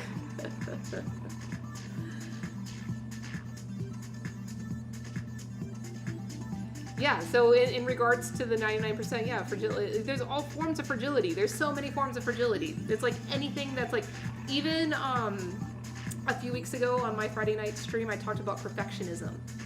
And somebody in chat said, do you know that perfectionism is a product of white supremacy? I was like, what? I never heard that. And they sent me an article, and it's like Perfectionism, hustle, like hustling, like this like idea that we always need to be working harder and harder is like one of the tools of this night of the not 1% trying to exploit what they can to like tire out the people so that they're fragile. They're in a fragile state so that they can't bind together and like reclaim their power. So, if you want to fight white supremacy, don't be perfect. don't be a perfectionist. That's funny, but you're welcome to be a perfectionist. But you know, that was a good stream. That was a good conversation. I was very empowered by that because like the perfectionism actually is not self-serving. It's like trying to please others. And we should just do the damn thing. And just do the damn thing.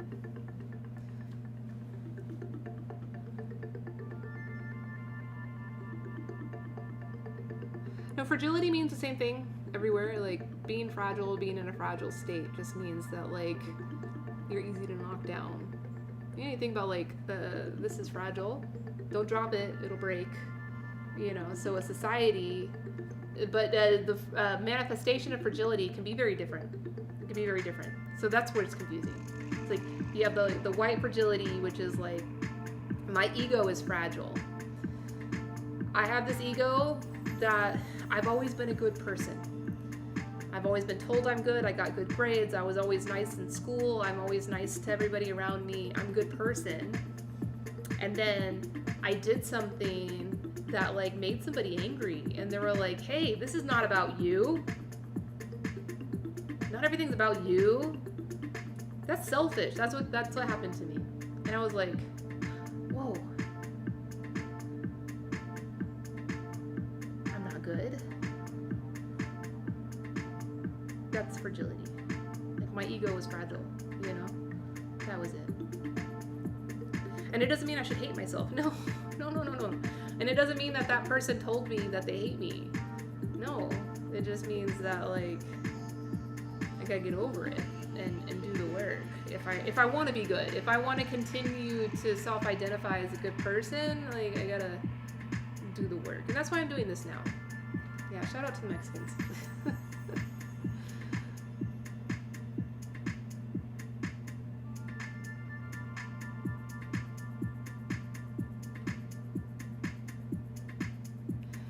Yeah, like America's issue around race is very unique to the rest of the world, simply because of, well, for pretty much all of the Americas, because like I lived in the Caribbean and the issues of race are very similar there than they are here, and it all has to do with slavery. It all has to do.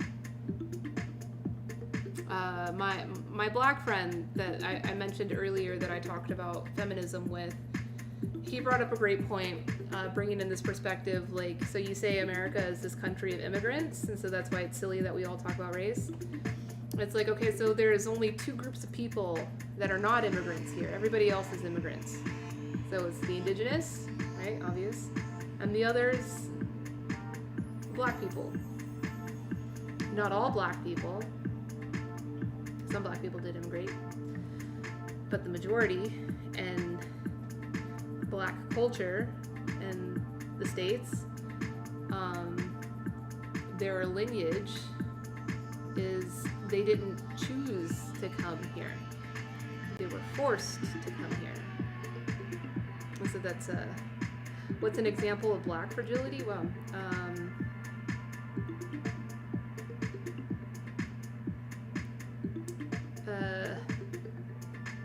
not being able to like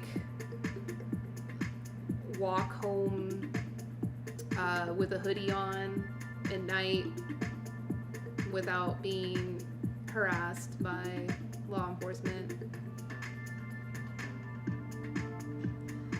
I mean, there's a lot. But it's different. It's different than white fragility. It's different. Not being judged for how you look or how you present yourself in public. I think for black women, a big issue is around their appearance. It's specifically hair. Big topic there. You can find a lot of content creators talking on that. In fact, there's a really great documentary that Chris Rock did 10 years ago about the Black woman's experience and the fragility that she experiences in not knowing how to express herself in society without being judged or without having. But I don't know, but I'm making a guess here that because the concept of white fragility is a standalone concept that the Black community would like all of us to be aware of, it may be disrespectful, or it may be kind of devaluing to the work of enlightening people about white fragility to call it Black fragility. You know what I mean? I don't know. I've never heard that before. But in what I brought up here by paralleling or bringing together the concepts of white fragility with social fragility is never been done before. I can't find anything. I can't find any blogs or articles or anything of anybody that's ever done this before. So I don't know. No one's ever published that and stated, don't call it Black fragility because it belittles the efforts behind educating the world about white fragility. So I feel like that is true. And so I don't think it's good to call it Black fragility. If you want, you can call it social fragility. You can just call it fragility, social fragility. That is an established term to describe any community, actually. As this article says, every community experiences some type of fragility. But white fragility in and of itself is a movement. It is an education movement, and I don't think that we should belittle it. We should really validate it in of itself and don't say, oh, well, there's Black fragility and there's Latino fragility. I don't know if that's a good choice. And if anybody wants to give their feelings on that, please share. Yeah, so if our parents didn't stop it, then it means that we have to work even harder to stop it, right?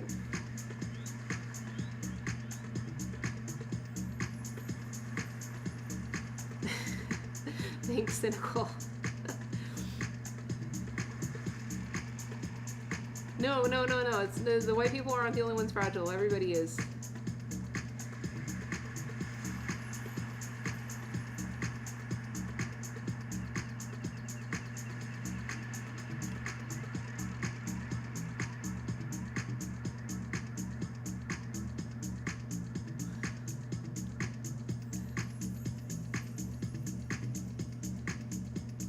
Yeah.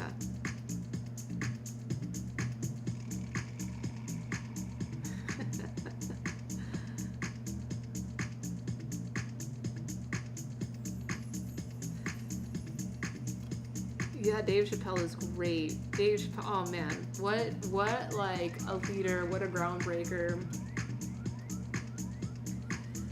Yeah, fragility shouldn't have anything to do with race, but I was just sharing my experience that I had with my own white fragility earlier this week. But in a lot of places in the world, fragility does have something to do with race or culture. There's ethnic divisions.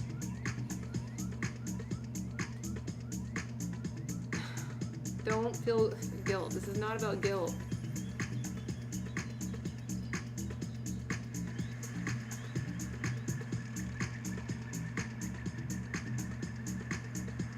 Yeah.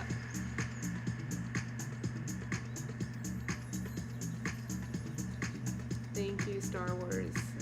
Thank you. Thank you for your patience and for being a part of this conversation.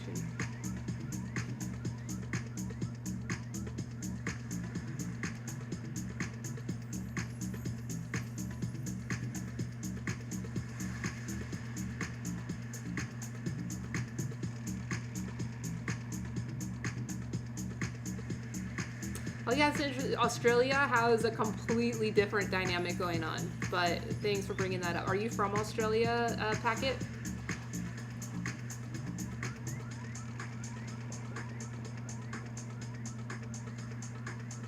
Oh, cool. There's a subreddit. Awesome. Yeah, go check out that subreddit. There's got to be some good stuff there. Some.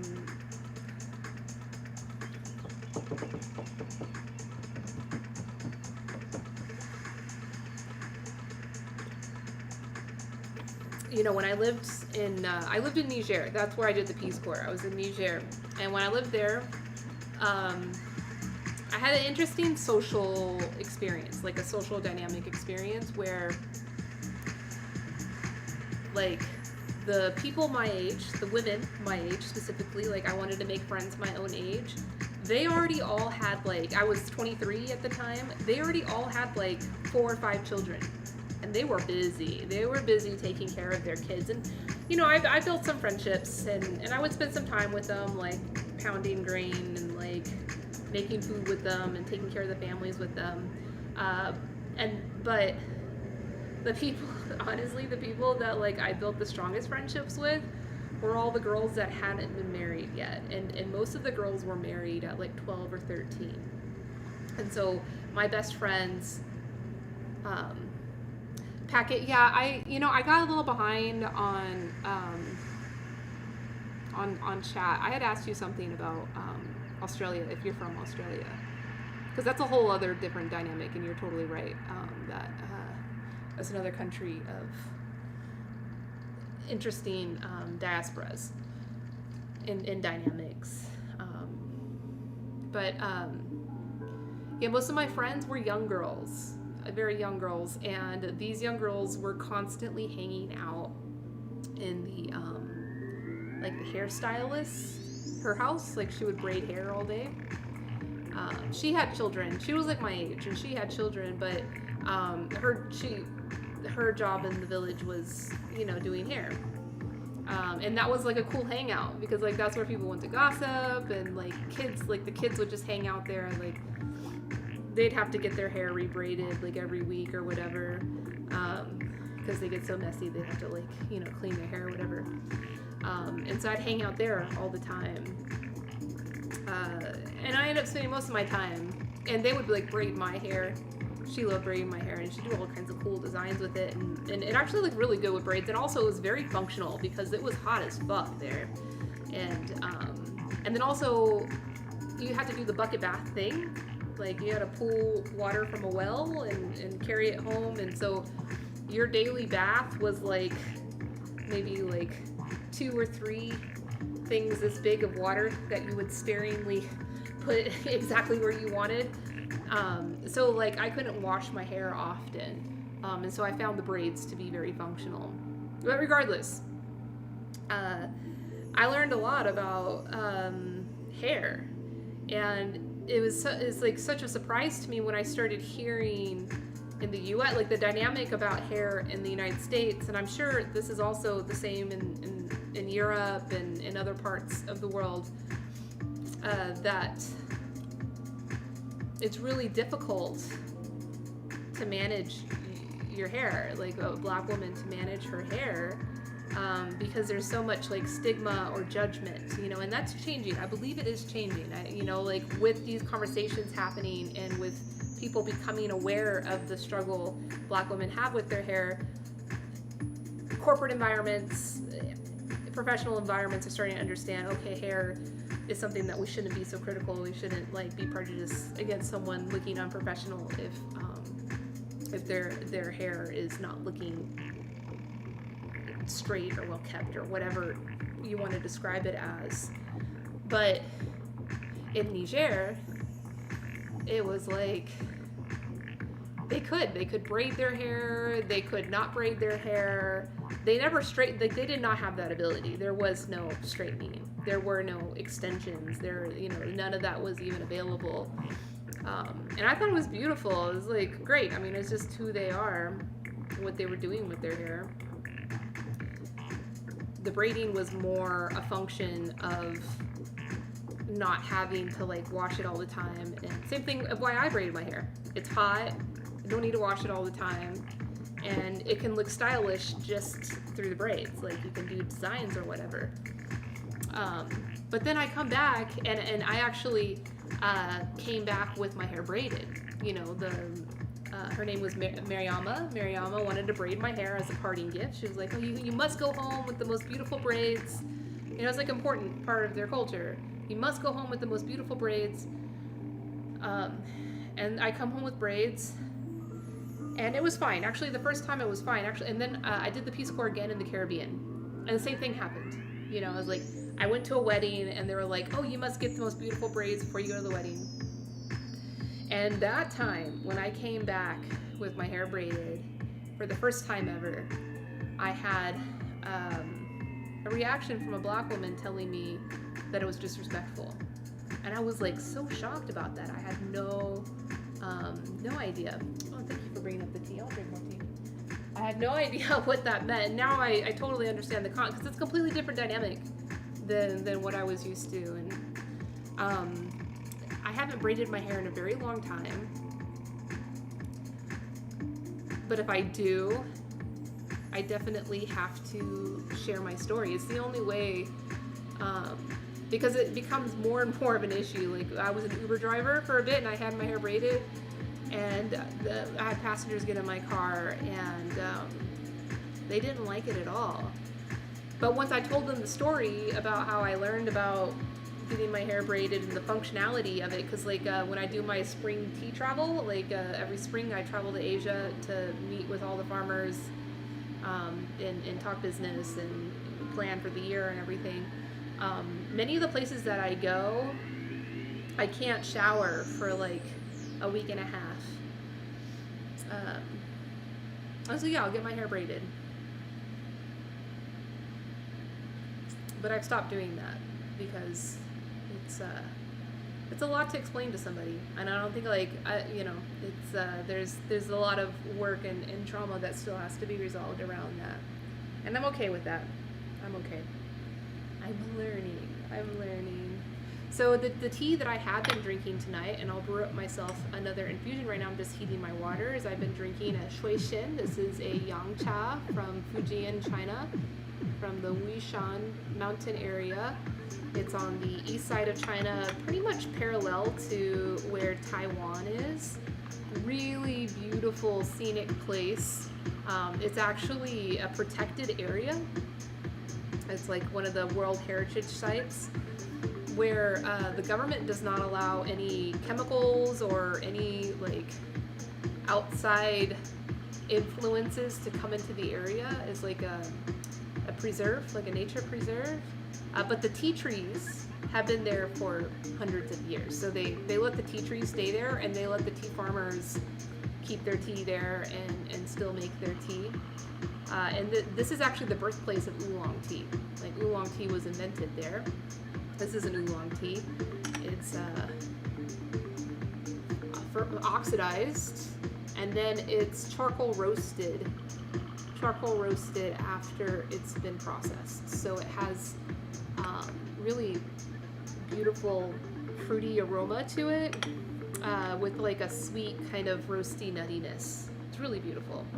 And the psychoactive compounds in it are caffeine, of course. Like tea has caffeine just like coffee, but what makes tea special and what has allowed for this like very heavy conversation to happen is that tea also has L-theanine in it. And L-theanine is an amino acid that changes the caffeine's reaction in our body from like this like jolt of energy and inevitable drop that we get from like coffee to being like a slow release of a mental focus and a body relaxation. It's a meditative tool. And actually tea, Camellia sinensis, so tea comes from this Camellia sinensis plant, which in Chinese is called cha. The tea plant has a 5,000 year history. If you look at the history books, like when did we first see people write about tea or talk about tea? 5,000 years. It only became like a ubiquitous cultural item about 300 years ago.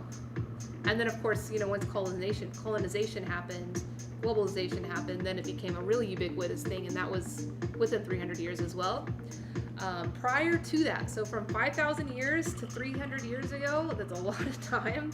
That's the majority of that history. It was exclusively grown and consumed by monks as a meditation tool because of that theanine caffeine combination.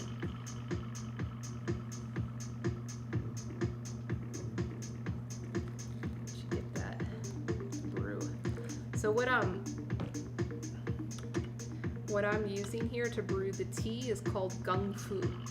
This is a Chinese method. It's an intentional way of brewing the tea, where you brew it in like smaller batches.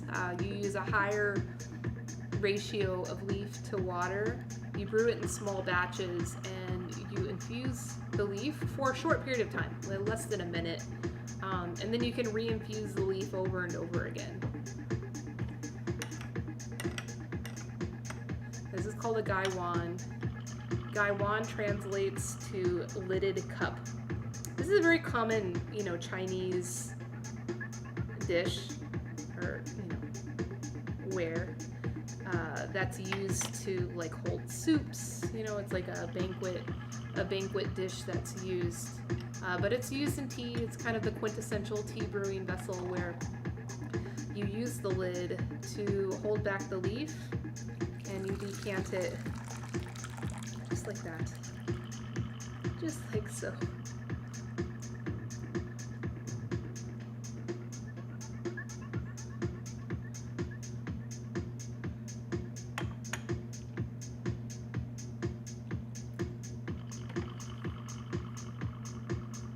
Cheers. And then we use these small cups, or I should say the Chinese tea culture introduced the usage of small cups because it encourages you to like sip in small amounts and really like savor it. And there's mindfulness and intention even in drinking the tea versus like if you got a big mug, you just chug it down and you're not really thinking much about what you're drinking. You're just taking it down.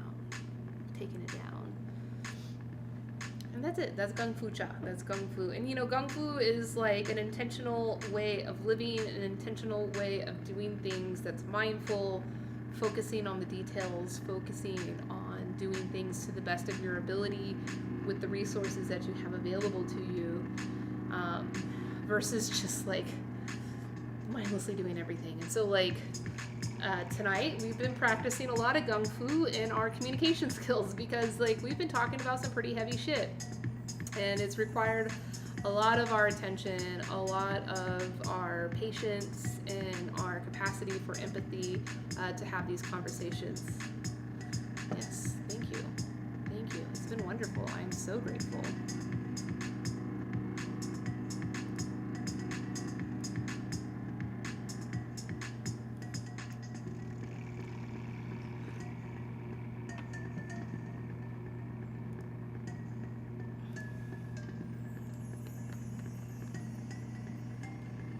So I can steep again. I could do another infusion.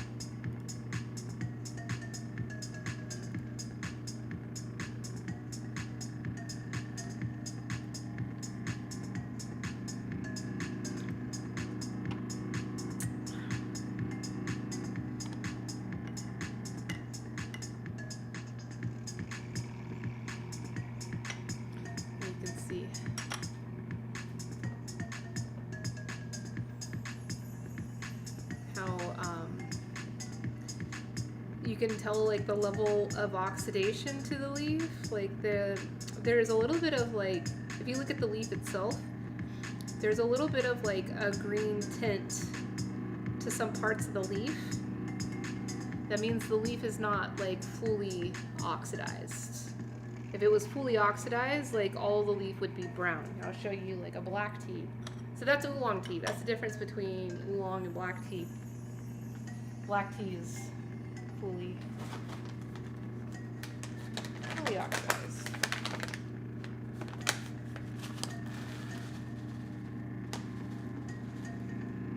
This is an example of black tea. It's all fully oxidized. You see all the color is dark. Now you do see some light parts, so like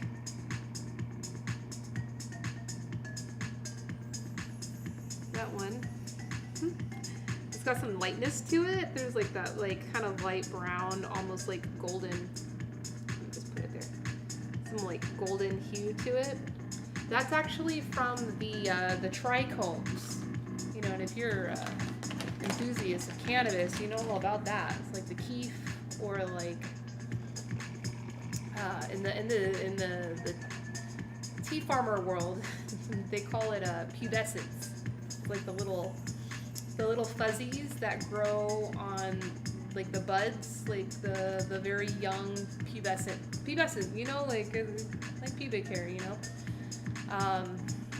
And when you oxidize the tea and turn it into like a black tea, those little hairs, which start out white, will turn gold.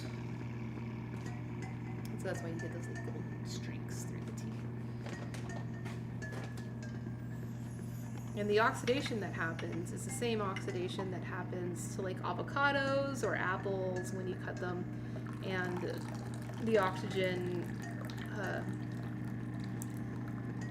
oxidizes the enzymes. The enzymes and the oxygen oxidize the polyphenols, and the more they become oxidized, the fruitier or maltier or like deeper and richer the flavors become, the aromas become. If it's less oxidized, it'll be more flowery, like higher. Imagine like higher notes and then like deep sweetness. So like the most oxidized black tea will be like malty cooked sugar taste, versus like a green oolong will taste like fresh cut flowers, which has that like really high aromatic note to it. This one has a pretty deep oxidation, so that's what gives it the fruitiness, but then it's also roasted with charcoal roast, so that gives it a really beautiful like nutty sweet aroma, the roasting. And the charcoal roast takes a long time. You know, it's not like coffee roasting. You know, they put it in that electric roaster and it just like really quickly with a lot of heat roasts the beans. With the high quality tea like this, they want that roasting process to be a longer drawn out process that actually takes weeks to complete. And the charcoal, the burning charcoal, is underneath a layer of sand, and then a basket with the tea goes on top of it. So it's, the heat is not a direct heat, and it's like a very slow, you know, roasty heat that comes up through the sand and then through the basket to the tea.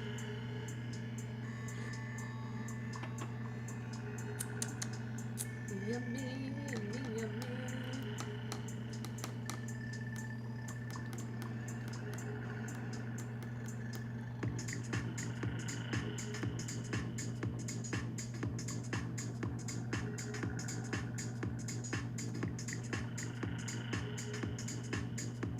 This sound reminds me of like frogs. Is it? I think it's frogs. Sounds like frogs. My friend Justin, he produced all of this music. My stream, I use his music because, you know, like on Twitch, the record labels are getting really strict about penalizing streamers that are using licensed music. So I just want to be respectful and safe with all the music that I use. And my good buddy Justin Sojourn, that's his, it's going to come up backwards for y'all, but this is his name, Sojourner. He gifted me a thumb drive of music. He was like, oh, you just use this. So this is all beats that I've produced. So I'm so grateful. But he's really a big fan of like animal noises. So like he's got a lot of different interesting songs that have like frogs or dolphins in it. But usually when he DJs or plays music, he will be DJing this music, but he's a multi-instrumentalist, and so he'll play like saxophone, flute, he plays aerophone, a variety of ocarina and other woodwinds. He's very talented. Very talented.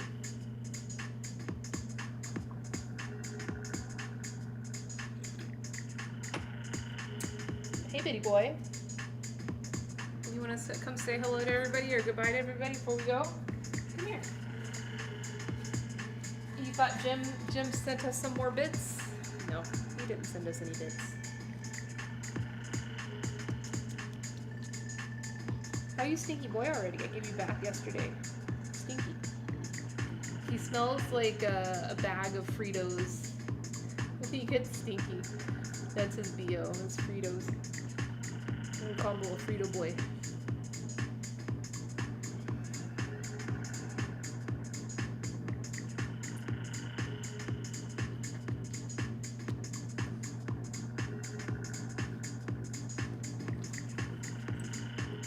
You just came here for some cuddles. You probably just came here for some cuddles.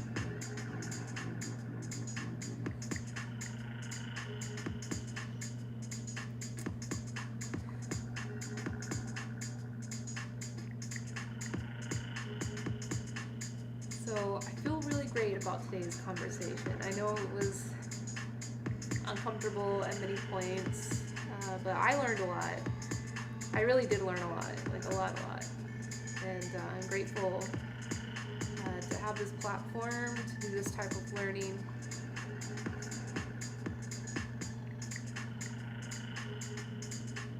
It's a bit presumptuous, creating all of these like new connections and parallels. But that's what, is academic. That's what academia is. And I love having this platform because typically when you want to do that type of work through the conventional systems, you got to go to school for like 3 years.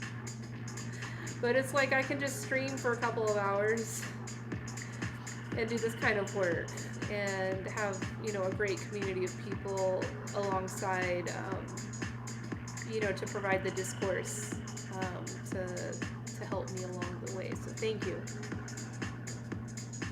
I think Bitcoin's gonna fall asleep.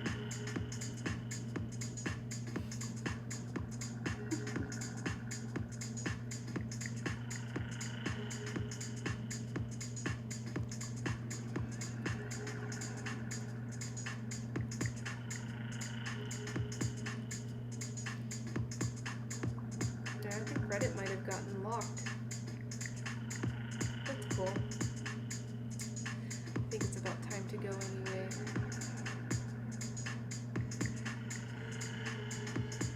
Bitcoin, you ready to go? Yeah, he's ready. I'm ready to go home and eat some snacks. And cuddle on my bed. Cuddle on my scratcher. And he calls it his scratcher. Who else calls it their scratcher? It is about time for the scratcher. Come on, Bitcoin, drink some tea.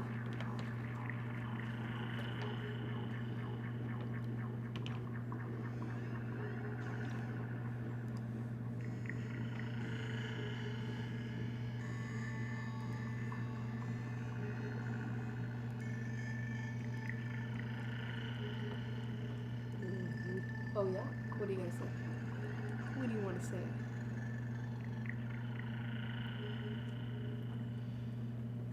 129 comments, and I think only like 4 or 5 of the comments were trolling comments. So this is good. This is such a win. I feel so good about today's work. I feel very good about today's work.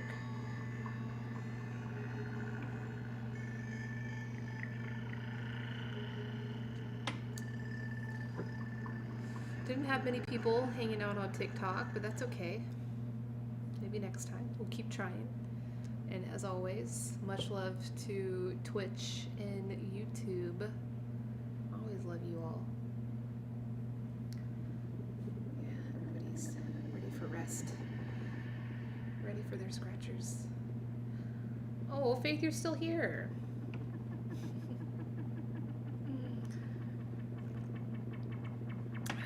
Yeah, Faith, you know. This is work that I'm gonna have to freaking do. I'm gonna have to do this work whether I like it or not. And I like it. I like it. I'm grateful, and thank you so much, Faith, for supporting and appreciating this work. The music has been good. Like the playlist, there's 190 tracks on this playlist, and I feel like all the tracks that I played tonight have been really good. You too, Bitcoin? You think so too?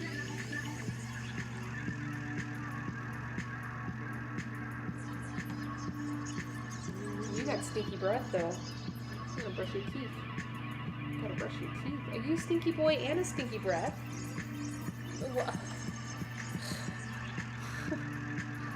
I can't.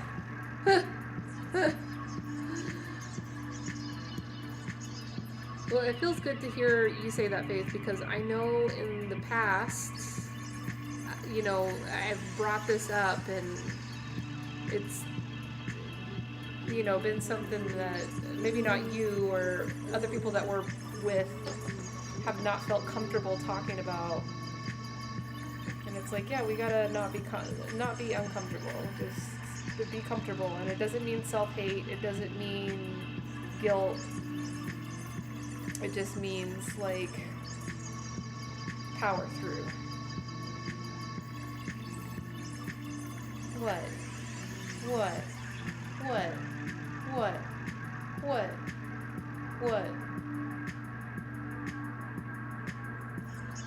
Power through. Hey, Faith, we should hang out this weekend. Bitcoin says we should go for a walk. You wanna go for a walk? Yep, he says yes. Let's go for a walk. I'll hit you up. We'll make it happen.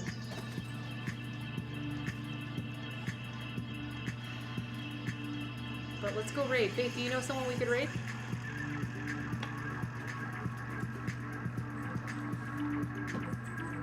We can go crash somebody's party. Cactus! You just started streaming.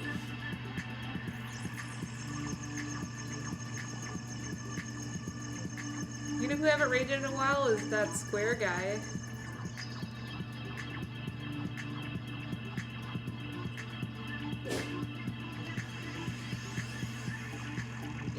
He plays with Legos. He builds with Legos.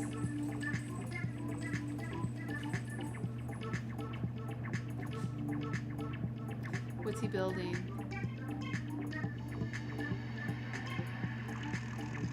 Flower Fruit Mountain. Do you want to go meet him? Okay, but come with me. Don't not come with me. Come with me.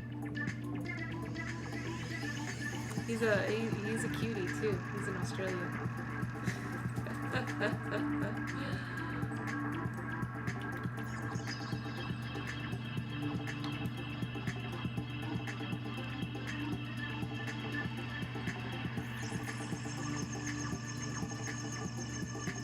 You're coming with me. I see you here.